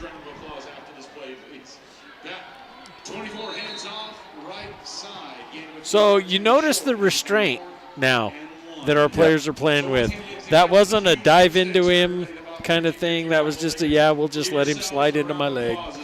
We got some young guys out on the field. We got number 52, Ryan Pena, number 77. Tyler Williams is out there. Who's that at nose? It looks like Brody. Oh, no, 52. That's Ryan. Yeah, actually. So we're going to have some Pena on Pena crime here in a minute. Cousins. Yeah, that would be kind of fun. Cousins duking it out. And Sholo will rush for the first down as they get out to the 35. So Pena finding that hole in the Round Valley defense as he gets out to the 35. I think one of the tacklers, was his cousin right there. Him and 12 and 77. Huge thanks to the Coombs family. 24 hands off left side. Oh, and he's hit Ziegler. and held up, yeah. So did I hear Wes correctly that the Coombs family collected the 50-50 raffle and immediately donated it to Ms. Procknell? Yeah. Yep. Okay, good. Probably should have checked before I blasted that out on live, but I was pretty sure that's what he said. That is exactly what he said. No, they said they're going to Cancun. What do you? Yeah, they're going to cash the check and buy a car with it. You never know. Not a surprise by anybody, you know. Big thanks to the Coombs family for their generosity. Oh, hello. No, he let go of the ball, and then we flipped it out. Yeah, so. Clark on the tackle. Man, who have I not given any love tonight? To Beehive Homes of Eagar. How could I forget these guys? They've been a sponsor of us for a long time now. Come join the family at Beehive Homes. They take care of your loved ones in a comfy, home-like atmosphere, home-cooked meals, friendly staff. I know they took care of Aunt Gwen for Wes. So, yeah, that's motion or procedure again. That left tackle. Was it the tackle or the guard? Is the tackle. Is the guy on this end. That 77, I'm pretty sure he's the one that moved. There might have been a couple of them. Yeah, could have been. Oh, No, you're right. You were right. It was that guard. Yeah. From the shotgun, 24 rolls left side. Passes up. Oh, Nobody around. again, Pena with a stellar catch to get the first No, that's down. 44. 44. Oh, 40. Well, I saw 4, and I thought, of course. Hey, Preston Power. is somebody cooking cabbage? Do not look at me. I'm not responsible for that smell. Wasn't me. I own it, if it is. Well, I don't think it's that type of odoriferousness. I think it's something else. All right, so Sholo's now crossed midfield. They've got inside the 50 as the ball spotted on the 45. See if these young guys can flex their muscles, stop this drive.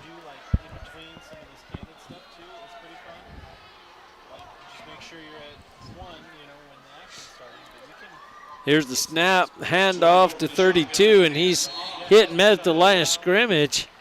And it looks like he might have just got the first down as he plows through.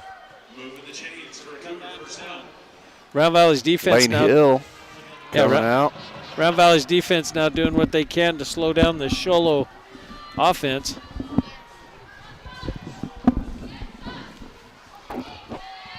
Okay, I smell it now, and it's definitely a skunk. Which I don't know if you guys, the Round Valley feels like it's being overrun with skunks lately. Oh, they're all active because they're about to go hibernate. Inactive. Yeah.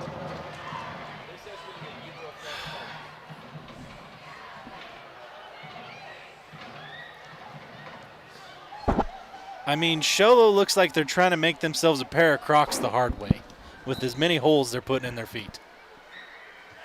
No? Nothing? That's right. That was good. Swing and a miss. Okay. No, that's all right. I get it. Brain was on something else. I didn't quite catch the whole thing as focusing on something else. Oh, there's a hole. Is Crick going to... Brody Crick catches him and brings him down at the 5. The wheels of... Okay, here come... They don't want another touch. Their goal line defense going in. Yeah, so here comes all the starters. Yep. Yeah. I think they have a team goal. And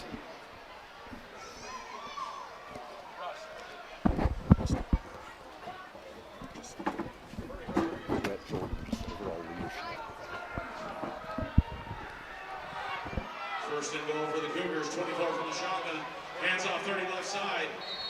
Tripped up and stopped, gain of 2 yards. Second goal in 5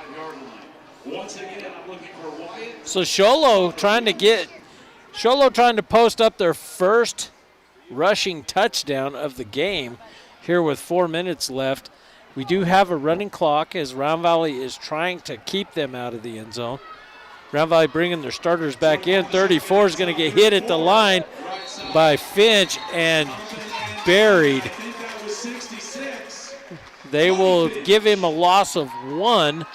So that puts down 3rd and goal for Sholo. Is Round Valley's now digging in, not wanting to give up the score. Yeah, the refs let him drive him about 6 yards before whistling it dead. But, we have to mark progress. So. Oh, I understand, but once he goes back to first 2, go ahead and whistle it dead. No, then nobody gets hurt that way. Ah. Here's snap, pass.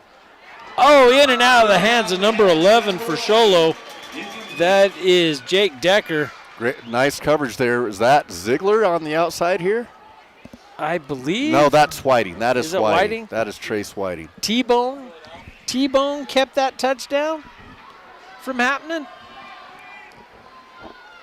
They even call him T-Bone anymore, or did they change their names?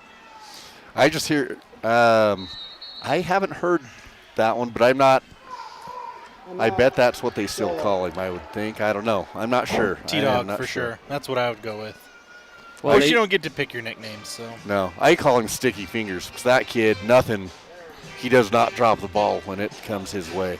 So Sholo takes a timeout. They want to talk about it, this being their last opportunity to get into the end zone for this series. They either need, they can't get a first down, so it's either the end zone or nothing. If it went over on downs that would not be horrible, as Sholo will back Round Valley up against their own end zone and make things very difficult with 2:55 left here in the fourth. But with a 40-3 ball game, it's pretty much already decided. Round Valley, if they do get possession, would need maybe 1 first down. So it's almost sure with the running clock, I don't even know if they would do that. You know how officials kind of drag those. Well, inside of 2 minutes, though, they stop it. Oh, that's true. But yes, they'll get kind of lazy with the spots and start to drag the timeout, absolutely. Yep. So reverse, and he's got a hold, and he's denied. So that's 11-7. Connor Luker, Gage Baker and Connor Luker with the stop. They held their ground, read that, stayed home, and made the tackle. And there are 4 people on the field for the Elks on offense currently. Make Well, it 5, 6, 7. Yeah, still need 4 more. There's 3 around coach. So far we've got. Yeah, they're having to call timeout because they do not know where they're going to go with people. Well, they're going to call timeout when they get down to. They already signaled to the ref as soon as he starts counting. Call the timeout. Yeah, so they're not wanting to really run any place. And they're looking back judge like. Timeout. Round Valley. Round Valley going with the best formation in football. It's going to be the victory formation. But since we don't go under center, they're going to have to run it forward and then kneel down. I bet he goes under center now. They've got to have some kind of wedge type play to where they can get a yard or something just to give him the buffer. Because you're not going to kneel from shotgun. Yeah, you're right, because they're going to practice snapping right now. Yeah. They're going to practice snapping. Yeah, you're not going to go into shotgun in victory formation. We have in the past, though. We have done that in the past. It's Spirit Week next week, Elks fans. Don't fumble it on the 1 yard line. Yeah. Please. We worked awfully hard to prevent that touchdown. So if you could just not do that, it would be great. I imagine is what Coach Haas is saying. Yeah. Yeah. As they're practicing that exchange. Probably at saying, this Nell, very time. you don't have to break his hands. Just hand him the ball. And with them It's an egg. and they're going to hold them off usually. You know, they're going victory formation. You know, they usually kind of.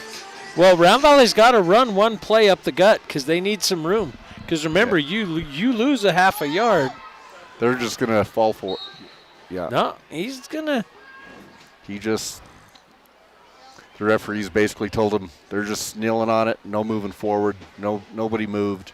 Okay, but where's the ball spotted now? At the 2, at the 1? It's at the 1. Yeah, so Riker's got to take a knee, but stay out of the end zone when he does it. There's not a lot of room there, guys. This will be the last snap, I believe. Hey, coaches, thanks. And just for the record, there's like a cancer thing, and so for every point, the local businesses were donating money. So that's the 2-point thing. Sorry. Don't be too mad at us.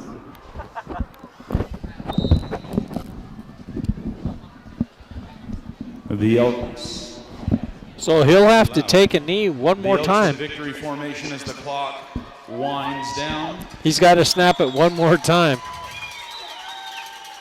And how is he going to do that without a Once again, a huge thank to Cougars and Sholo for joining us. Yeah, without a safety. We wish because you safe Chance has travels got on him your way spotted back home within a over the foot mountain. of the goal.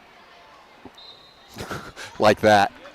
Snapped and tossed it to the official. That's how they did it. Ladies and gentlemen, everybody have a wonderful weekend. Yep. Be safe on your So, way. ladies and gentlemen, that's going to put a wrap on things. Round Valley We'll see you back in the 40-3 over dome Sholo. next Saturday. Kind of a barn burner, but the score doesn't really. The score reflects the way the game went. Sholo just had, wow.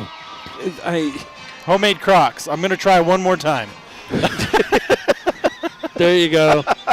That worked. That's a good way to describe it. They unloaded every weapon they had into their own feet. I mean, I don't know how else to describe it, and I'm not saying that to be mean. It's just everything that could go wrong did. There was some standouts on the Sholo side, Pena being one of them. You know, you feel for these guys. You know, they were put in a tough situation with their injuries. They played hard, gave it all they could. You know. Yeah, I just felt like they were definitely – this team was not in a position to ever really try to come from behind. Yeah. And so getting down early really put them in a tough spot. They tried a few passing plays, but you could tell that's not a huge focus of this team right now, especially in this sort of quest for a quarterback they seem to be on, or at least flirting with the idea of running with 24 and 4, and there's at least some kind of competition going on there. And so from behind is not how you get out of that. You could tell coming in that they really wanted to simplify it, just run it up the gut, try and ground it out and slow down. Yeah, I'm sure the We game. don't need one anymore, Dan. We don't? We don't. I'm sitting there freaking out. I'm like, how? I'm sure the game plan was let's get up, let's control the clock that first drive, get down, get a touchdown. Hey, first time this year we're singing the fight song on the home field. Feels good. Oh, we should have last week, but that's okay. Wow. That one hurt in the last seconds. You know, it still hurts, to be honest, but it is what it is, so.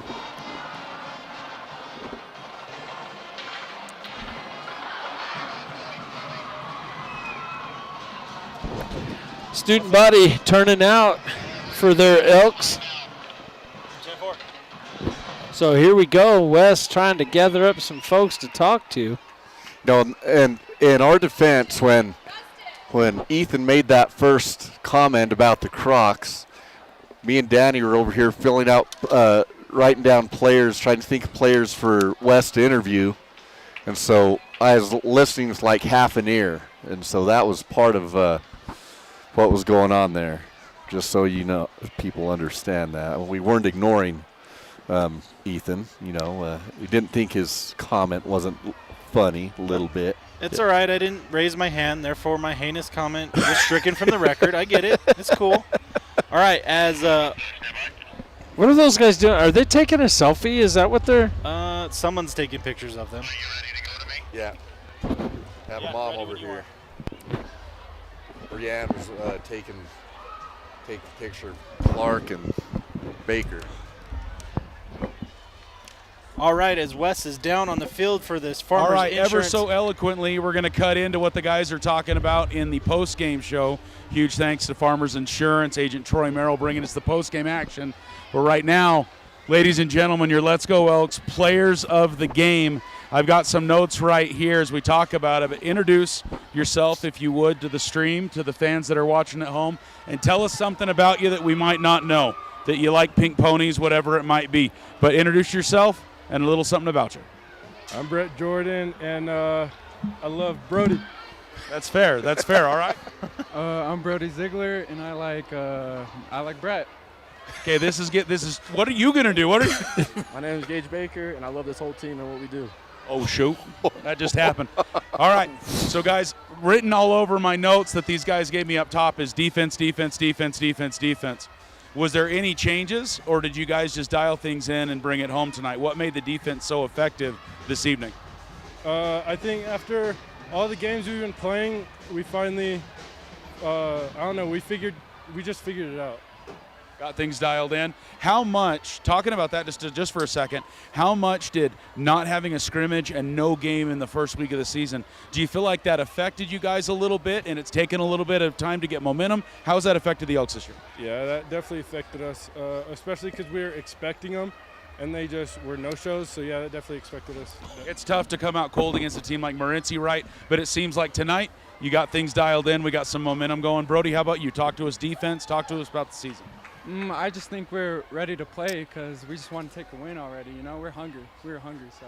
That's it. Leaning into homecoming week. You got that win behind you now as we bring the Payson Longhorns here. Gage, how about you? Talk to me defense. Defense did pretty good. We got a few trap plays on us that we fixed up with Cloud. So therefore, we fixed everything. Our defense is doing strong. The first game against Morenci, no one showed up. So now we're all here. We're ready to go. Right on. Getting things moving. We got the back half of the regular season. You guys got a lot of time to make some moves and make some changes as we find out where we're going to lie about a month from now as we go into the playoffs. Let's talk about senior leadership. Let's talk about leadership from the top. What does that mean to the Elks this year as you guys lead, just like the coaches lead, but on the field? I think they've been looking up a lot to us, especially during the summer when it first starts, weightlifting. We need to show up and get things done on the field. I'm just going to be like, crap. The young guys, yeah, I'm going to give it to the young guys. We're kind of hard on them, so that's all I'm going to say. A little bit of tough love, maybe? Yeah. All right, Gage, how about you? Talk senior leadership. Talk about leading from the field. Practice, we all just help the little kids. We all help the freshmen do what they need to do. So therefore, they could come up on top in about 2 or 3 years. They're going to be a good team. Don't underestimate them. Right on, right on. Any shout-outs that you guys want to give? Family that you got watching the stream? Anybody that you want to give some love to that's watching Let's Go Elks tonight?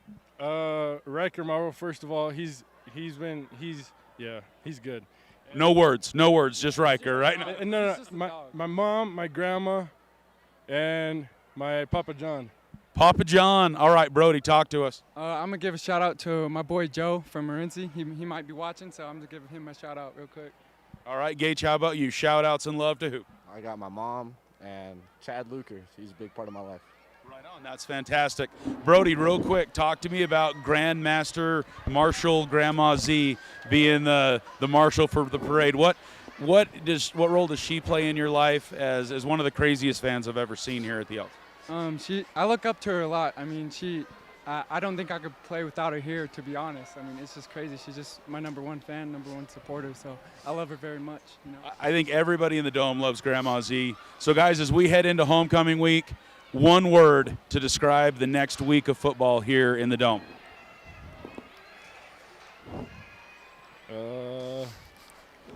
Punish. Difficult. Punish. I'm going to go for exciting. Let's go. Okay. Gage finishes up. Win. That's it. Ladies and gentlemen, your players of the game, Gage Baker, Brody Ziegler, and Brett Jordan. You guys, this has been Let's Go Elks. We're going to send it back up top. Thank you, boys. All right. Thanks, Wes. Nice. And it's us, the Booth Boys. Yeah, nice to listen to those guys giving their input and what they brought to the season. Gentlemen, that is exactly the game Round Valley needed after 2 weeks of heartache. That kind of dominating victory. Yes, I understand it came at Sholo's expense, and my heart goes out to those guys.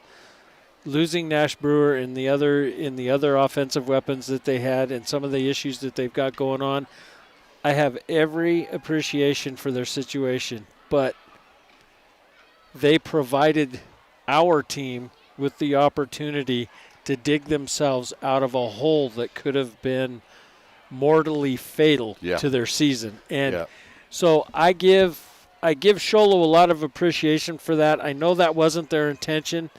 You know, they came in and they played their game. They played hard. And, you know, my heart's out to them, but Round Valley needed this. Yeah. Round Valley needed this at this point in the season to get their mojo back, to get their groove back, to get the confidence back that they had before the Morenci game. Yeah. Because they had, you know, Morenci was a killer, and then Thatcher was a killer, and, you know, and now they can walk out into practice feeling like we dominated, we made a statement, we did our jobs. It doesn't get any better than that. Yeah, looking at the stats, I'm showing 250 total yards of offense tonight. Yes, you know, great. That's what I was getting ready to say. You know, Sholo struggled on offense, but they're missing one player on defense. They're missing Nash. We were undersized on the offensive line, around in the trenches. We dominated up front. Regardless what the situation was in the backfield on both teams, we dominated in the trenches. And that's what you've got to do when you're coming out of these tough games that we have, to have the heart to come out and say, we are not going to let down. We're not going to sit back. We're going to come out and dominate, even though the situation is tough for us. Yeah, I would see the biggest difference in this Elks team from week 1 to now week 4 is that offensive line is playing with a lot of confidence, and I think they've got the position set where they want them. The guys locked in, and they're playing as a unit. And I didn't mention it. I don't know if I mentioned it during the game. We had a sub in tonight. Derek Gillum was out with an injury this week, and Wyatt Hetrick Jr. came in. He's been playing JV mostly this season. Yep. He came in tonight and started and did a great job. Well, I was impressed, especially with the line play. You know, the pulling, the zone, some of the zone looks that, well, I looked at it and I thought, well, are they zone blocking? Because that looks, that's what we do most times. It's a zone block, other than a few pulls and things that we do. The execution was there, and that's what I'm saying. The execution was there.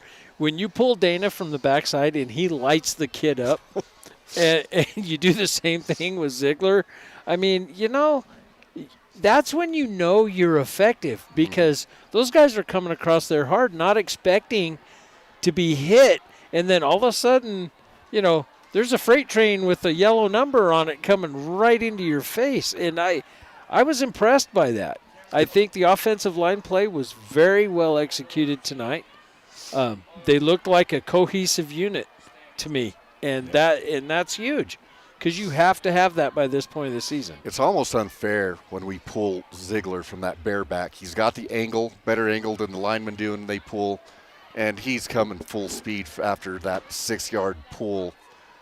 Well, he laid guys out, 2 or 3 just pancake blocks, you know. I don't think it's unfair. I think it's fortuitous. I love that old school line play where you're pulling a guy to blow that end out so that the back can turn the corner. I wish we could see more of that at every level, because you know, there's a lot of fundamental football that just gets lost as coaches strive for new and better schemes. And sometimes going old school is just the most effective way to do it. Yeah. Sometimes you just got to get down and dirty and make it happen in the trenches. And I enjoy it when coaches fall back to that. Sometimes, you know, coaches can get too cute by half. I'm not making any accusations. That's not a statement for anybody to key in on. You see it at every level, you know. But when they fall back to basics, get back to basic football, things tend to go well. in the last few games, that's what we've done. You know, we haven't had positive outcomes until tonight, but we've come back and we're going to hit you in the mouth. We're going to drive the ball as best we can. Like I said earlier, we had a 10-minute drive last week in that third quarter coming out of half, and we're putting things together up front, and that's a great sign going forward. We've got Payson next week, and then I think we've got Ganado the next week. We have an opportunity to build some momentum going into these last few games. Well, Payson's not going to be a soft game. No. That one's going to get rough. I look for Payson and Blue Ridge to give us our hardest games on the mountain. You know, Ganado is what it is. We've got Blue Ridge in probably 25, 30-degree weather that last game of the season. That's how we end up. Yep. And if things go as projected by a lot of people, it's going to be Round Valley. That game is going to decide the East region. It very well could. But I want to go back to something you said earlier. You know, the scores in the Thatcher game, the scores in the Poston Butte game, those go in the books as a loss. But when you look at the stats of those games, when you go back and you look at the numbers, did it boil down to bad decisions? Maybe. Did it boil down to miscue? Maybe. But the overall game was a positive. The execution of the game, the yardage, the defense. The second half of that Thatcher game. Yeah. You know, we just turned it around. They made some adjustments at halftime on that offensive line, and it was total domination in that second half. Yeah. I mean, you can't – yes, the score didn't come out the way we wanted it to, but you cannot look at that game and the stats that came out of that game and say – well, it was a complete and total breakdown in the machine because when you analyze the yardage, when you analyze the plays, when you go back and you take a hard look at the numbers, you realize, that was just an unfortunate play that happened. Yep. That was just a circumstance that was at that moment beyond our control or whatever. The overall performance over the entire game, you look at that and you say, okay, so there's positive movement here. And then I can't help but imagine that as a coach, you hope that you get a night like tonight where everything falls together. Yes. All the cards are in your deck. All of your players are working as a unit instead of individuals. Everything is just going your way and clicking like it hasn't all season. You know, we're 4 games into the season with no scrimmage. A lot of teams have played 5. a half a dozen. 5 now. Well, 5. Yeah. A lot of teams have played 7. So everybody's 2 up on us. We're coming from behind on everything we do, and yet we're still battling. We're still fighting. We're still learning. We're still growing. I'm not so concerned about how the season started. I am more excited now about how the season's going to end. Yeah. The year that we took state, we started off 1-1, 1-2, and then put things together at the end and ran the table, So like you said exactly right. It's how you finish the season that counts. Well, after watching these guys, I would rather they go into the playoffs with a couple 3 losses. And the only reason I say that is because if you go into the playoffs undefeated, there's no real sense of anything you need to work on, right? Mm-hmm. Because everything's worked so far. So you really don't know where your holes are. And then you play that Yuma Catholic team from a couple years ago, and it just hurts because nothing seemed to go right. Yeah. I mean, and you don't want to have that game at that point of the season. Yep. You want to have that game in the beginning. Yep. So that you can address the needs, so that when your players hit the field, they're at 100%. Yep. I'm going to step away for a moment, gentlemen. I'll be back in a few. All righty. So looking at the last comments to round things out, Wilkins brings up the point. He's like, my biggest fear for this Elks team, they're playing so great right now, but if Marbles goes down, do you think we could step up? And I really think we do. I mean, I think Brett would step in there and he would take over and do his thing. I mean, he was the starting quarterback in game 1. Well, so here's my take on it, okay? Riker brings the speed and the dynamic aspect to offense, where Brett brings the calm, methodical read, throw, read, run. So you get they're basically on opposite ends of the spectrum, but they're both very equal to the task. Brett has an excellent way of reading the field and making throws. Riker, so does he. The only category where I think one has a leg up on the other is speed. I mean, Riker's just fast. He's just fast. I would like to see a more balanced approach between those two, in all honesty, just so that other teams that we play don't have a key for their defense. But, yeah, if, God forbid something happens to Riker, I have the utmost confidence that Jordan could step up and fill the hole. We've seen him do it. Last year we saw him do it. This year he started the season. And, yeah, I mean, this was a rough start. Yep. It was a rough start to the season, so you can't take that away from him. So, yeah, I agree with who is it, Chase? Indeed. Yeah. All right, thanks, Chase. We appreciate you being active in the comments tonight.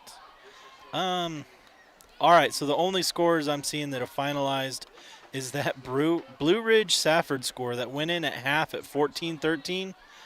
That ended up being the final score, so it must have been a rough second half to watch, but Blue Ridge is going to escape with the win. Really? Yep, 14-13. It's final. It never changed the last time I looked at the third. We were just saying it might have been a rough game to watch the second half. Well, kudos to Safford for digging in. Right? I mean, they were playing in Lakeside. Was that a home game? Let's see where it was at. This one will tell me where it's at. Oh, come on. It's loading. So either way, that's a great one to go watch because we still have both of them coming up. Yep. Safford in 2 weeks, and then Blue Ridge finishes the year for us, the regular season. And so that's good film if you guys got nothing better to do. It was in Safford. It was in Safford? One of the only fields playable right now down in the Gila Valley is Safford's field. We played JV's Morenci team. We played them at Safford, and then we're going back to Safford. Thatcher's playing at Safford when they can't play at EAC, and then they got a practice field because people are putting turf down. Morenci's putting turf down right now. Everybody's trying to put turf down, so they're doing it like one at a time down there in the Gila Valley to get it done that way. So if I was one of those schools down below the Muggy Rim, I wouldn't put turf down. Turf is so hot in August. Yeah. Oh goodness gracious! I mean, I couldn't imagine getting down in a stance and just have that boiling up in my face. Well, putting your hand in the beads, right? It doesn't use much water. That's it. It's a conservation effort, right? So well, neither does dirt. Just ow. Yeah, dirt is way less. Not rock, just dirt. Just like sand. Just plain packed sand. No? I don't think that's how football works. Yeah, I feel like I don't even know you. Beach football? Here I was over here talking about how happy I was Dan was back on the stream, and we're talking about playing in the sandbox. I don't know what's going on. Well, we were talking about what a great emotional victory for Round Valley tonight on both sides of the ball. Right? I mean, yes, it's at the expense of Sholo, and I'll say it again, I feel bad, because you don't want to see – they've had some run-ups in the last couple weeks, and that's always rough. But, my goodness, did we need this? Yep. We needed this. We needed a win. We needed a defensive win. Just on all counts, it was a victory. And I think the boys in the interview did a good job at kind of talking to that about getting the momentum going and finally finding themselves, and hopefully we're headed in the back half of the regular season. Well, in the dominance to know that now you can dominate somebody, or the confidence to know you can dominate somebody. And that's important. You hate to see it at somebody else's expense, and you're not going to get that against a ganado. And no two teams are apples to apples, right? So you look at the last 3 years against Sholo. We go to Sholo, beat them at homecoming. We go back, they invite us again for homecoming and get the revenge that they wanted. Yeah. And then now they come to the Dome and we had the game that we had tonight, which felt, really one-sided. And I think it was. Sholo, I'm sure you guys have already talked about the rough year Sholo's had, injuries. Yep. One of the cheerleaders just told me down there when I was talking to Gage Baker's grandma that they graduated like 20 seniors last year. And so Como se dice rebuilding year, right, is you're trying to continue to build a program. So rough, right? Not every year is the same on the mountain, it feels like. But let's, Pena, number 4. This one? No, his nephew. I mean, Easton. Yep. Easton showed up. Easton showed up and represented Sholo very well. He played hard. He had a great night. The scoreboard doesn't say it, but the young man stepped up into some pretty big shoes to fill when you're coming in behind a Nash Brewer and did a pretty good job. So fairly green at the position. Would I be correct at assuming that? Well, he went from lineman to quarterback in less than a week. So just seeing some of the small things that he'll continue to polish with time, but a lot of fumbled snaps, a lot of little mistakes, but all things considered, knowing that he was a guard that pulled to quarterback, a week ago, that's not too shabby, and did a really good job, shined for the Cougars. He really did, among a few other players that we called throughout the night, 34, 30, a number of the other Cougars that we saw run the ball this evening. So. The scoreboard doesn't say it. Sholo had a lot of try. Nothing went their way. Right. Nothing. Absolutely nothing about tonight went their way. So, Ethan, I think this speaks well to a comment you made a week or two ago, I can't remember, of just how tough it is when Round Valley gets down a touchdown or two to see them have to dig back out of it, and it's tough. But then when you see Round Valley go up a touchdown or two, how that momentum, it's like can't stop, won't stop. They channel Miley Cyrus and just get after it, right? And you can't stop them. And I feel like 2 super quick touchdowns. How quick, right? The first few minutes of the ball game. And they just never took their foot off the gas. Yeah, we were up, 21-0 in less than 5 minutes of the first quarter? Yeah, before the first quarter was over.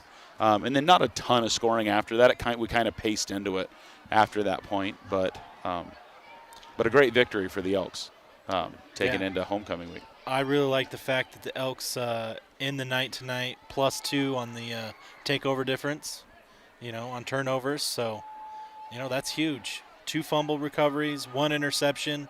We had 1 lost fumble tonight. That was our only turnover. And really cleaned it up as far as penalties. So, again, you guys. Pretty clean game from Round Valley. On your notes of what you gave me to talk about for the interviews was defense. And here we saw with those fumble recoveries, defense making plays. And, again, I attribute a little bit of that.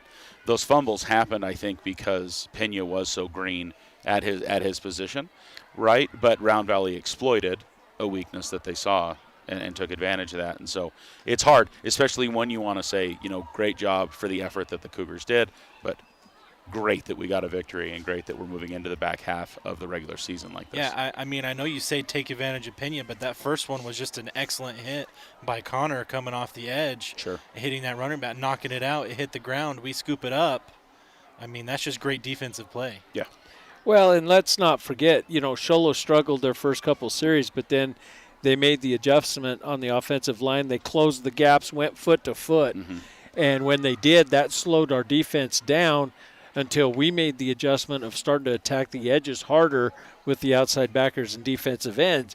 And then when they tried to open it up, then we started clogging the middle. So, our defense tonight stepped up and played the game that they've been wanting to play. I can imagine if you sat down with Coach Alba right now and asked him, how was tonight compared to everything else? He'd tell you, in the previous games, we've played all right. We've done some good things. But tonight, we played well. We executed. We did what we needed to do. We hit the areas we needed to hit. We covered the areas we needed to cover. How big was it? Was the 4-down stand right down here? On the 5. Sholo's on the 5. They run a reverse. It looks wide open, and you have your outside backer and Luker out just there eat him up, staying home and getting the kid before he had a chance to turn up into the end zone. Which most of the time, that's a guaranteed 5-6 yards. That's a touchdown. That's a touchdown. Yeah. And those two stayed home and just waited for him to come and stopped him. So I asked the boys down there, well, you guys know, you were watching it. I was the one down there, to in one word, right, to describe the game, how would they sum it up? And I think for me, like especially on the defensive side, I would say polish or refinement, right? We saw things get dialed in would be another way to say it, right? Like defense, I think you typically see the Elks defense take a stand and get, dig in and do well. We just saw it polished tonight. We saw it even a little bit better. Oh, absolutely. Than we have in the previous games. Well, and like I said, that it plays into the confidence. You have to, in college, right? You get the Power 5 schools. They play in Appalachian State, or they play some mid-level school to get that confidence building game. Now, if you're a team like Alabama, you do that for 90% of your season. Yeah. But, other schools get that one game preseason. We didn't have any of that. Or week 1. Oh, yeah, we didn't get any of that. Our starting game was against the 2A runner-up. And then the next game after that was against a 3A state finalist. And then the game after that was a 4A contender. Here. We were here. Sorry, I got the JV game in my brain. Yeah. But the same kind of game. It was a really tight game, and then the JV did a pretty good job down there. And so I want us to keep playing Poston Butte because I want to see us get a win against Poston Butte in the years to come, because both years have been winnable, right? This last Friday, not tonight, last Friday night here, if that didn't wake up the Poston Butte coaches that their days have been numbered, yep, I don't know what else. And that is a fun-spirited game between the two schools. They come up from 7-on-7. It's always fun to watch. Yeah. It gets a little chippy sometimes, but it's fun to watch. But it's fun to watch our boys step up against those bigger schools and say, yeah, hey, we can hang with you. I hope that's a relationship we can continue to build with that school, right? That'll be a fun thing that our two programs can work together, play each other every year, and they're coming up for camp and for 7-on-7. It's a neat thing. And cool they see a benefit. Otherwise, they wouldn't come up. They wouldn't bother to make the trip if they didn't think it didn't benefit them in some way. Well, the 7,000 feet definitely helps. A lot of schools we see come up here in the summer, they like to get up here where the air's thin and out of the heat, right? And it's hot for us, but it's 30 degrees cooler than it is down in the desert where their field is. I couldn't imagine. Can you imagine 4 or 5 o'clock practice? Like when we were at Poston Butte at the JV game, I saw the varsity team coming in from the practice field. I'm like, how? Like 4 or 5 o'clock in the afternoon, you guys just have to be melted, just completely fried. Where was it last year when we were down there early? And we had the benefit of sitting up against the grandstands in the shade, and it was Phoenix Christian early on, right? And it was like 100. It was at least 105, 106, and all of our fans are over there sitting in the sun or sitting right below us. Yeah. And to be honest, I don't know how those guys put pads on and play in that. I really don't. But I'm glad we don't have to. Well, for the faithful that have hung with us, because you guys have been in postgame for a while. No, and it's great. I'm glad that we were able to take a minute and chat for a bit. We still got some people. We got people. So if you're still on the stream right now, do us a favor and hit the like button really quick on the stream. Let us know you're enjoying what you're watching. Let us know that you're part of the herd. Hit that subscribe button if you're not. I love when people tell me, like, oh, yeah, I've been subscribed forever. But I can't comment when you guys are live. What's wrong? Why is chat broken? And I'm like, well, excuse me, if you just click that subscribe button, 10 minutes later you can magically chat all you want. So join the herd. And the coolest thing that I even use is when you're subscribed, you get notifications on your phone. The moment we go live, ding, and it's right there on your phone saying we went live. And if you've connected your smart TV at all with your YouTube, with your Google account, then right there, the very top when we go live, your subscribed channels are going to be right there. You're going to see the Elks live, and that's no hunting, pecking. It's no searching. It's no where the crap are the Elks. It's right there at the top. So hit that subscribe button. Join our socials. We try to post as much as we can, as silly stuff as we can on Facebook, Instagram, and the YouTubes. And something new that we just got approved, that we just lit up, is for the last couple seasons, and Ethan and I think have talked about this on trips and stuff. For the last couple seasons, we've had a lot of families that just reach out and just give us a high five. It just man, I finally got to meet you. Thanks. Like, we're down at Post and Butte. You're the guys. You're the ones that do it. And then I just got to meet Gage's grandma. She chats, and she's like, I want to meet the other guys because I comment all the time. I want them to know who I am. But those people walk up and just give us a huge thanks. How can we help? What can we do for Let's Go Elks? How can we support it? And so YouTube has something that we were just able to unlock that's called memberships. And it's like subscribing, but YouTube already has subscribing. And so if you want to support what we're doing, just as a family, as an individual, as a group, there's a thing called a membership that you can do that you're going to click on underneath. And you can join Team Black or Team Gold. And it's just it's a subscription base like Twitch. I know I'm not speaking to the right crowd here, but you can support content creators by giving a small monthly amount of money to the group. And so we're opening that up because I've had enough people ask about it that we want to throw it out there. We're humbled by it. It's super cool, but we have people that want to help in a little way, and they're just so happy to get to watch the Elks play. And so we're going to throw that out there. If you want to join Team Black or Team Gold, do that at the bottom. Just join a membership. Hit me in the comments. Send me a message on Facebook. Give us feedback. This is brand new for us. We're trying to figure out what it is and what it might be here. But we are humbled, as always, by the support that we get from the fans in the stands, from the fans in the chat, from the amazing businesses. If you see that business right there in the corner right now, Farmers Insurance bringing you the post-game show. So a huge thanks to Troy Merrill and his support of Round Valley Athletics in general. But, again, everybody that's been in that lower third tonight and then in this big area during timeouts and breaks, guys, we wouldn't do it without all those people that Ethan and Dan, I'm sure, and Steven were talking about all night tonight. So a huge thanks to them. I think Daniel's going to kick us out here pretty quick, so we probably ought to put a bow on this. I got to tell a story before we go. Okay. In 3 words or less. No, it's not going to be 3 words or less. That's 5 words already. I've got a cousin in Wyoming. Okay. She's got a son that plays football in Wyoming. I'm not going to give you a town. I'm not going to do any of that. Sure. Anyway, I told her, this was pre-COVID, I told her, hey, look, we do the streaming. Here's what we do. And that way, parents can watch, right? So she went to their school. Okay. And basically said, well, if this little town in Arizona can do it, how come we can't do it? Sure. So now I get notifications so that I can watch my little second cousin play JV and varsity because they stream both. And it is amazing how similar the two is. They have 3 guys, that get up there. Have like, garage banded the deal together? Yeah, it's like, well, what, are they writing down everything we say and how we do it? It's very oddly similar. So, Dan, you go to COVID, though, and you remember we built a really cool mobile setup that we took on the road with COVID, right? We got the YOLO that became our go-to for that device. And how many schools did we talk to in that season that were like, wait, we can do this in a way that isn't insane? Because we have the insane, the more insane for us setup is what we're doing right now. But we also have like the plug and play, pack and run situation. Yeah, that I Dan talked wheeled to around. a lot of folks during basketball, a lot of folks. And so we saw a lot of emulation, and it was really cool to see other schools kind of pick up and see it is doable. The guys, Let's Go Elks started with a webcam and a laptop and a microphone so I wouldn't yell at the umpires at Miley's softball games. And it's possible. And so, but the cool thing is that the growth that we've been able to do is because of you guys, because of our amazing sponsor family, because of the amazing families that have supported us, just a number of people that give us the love. And so a huge thanks to all of those amazing people.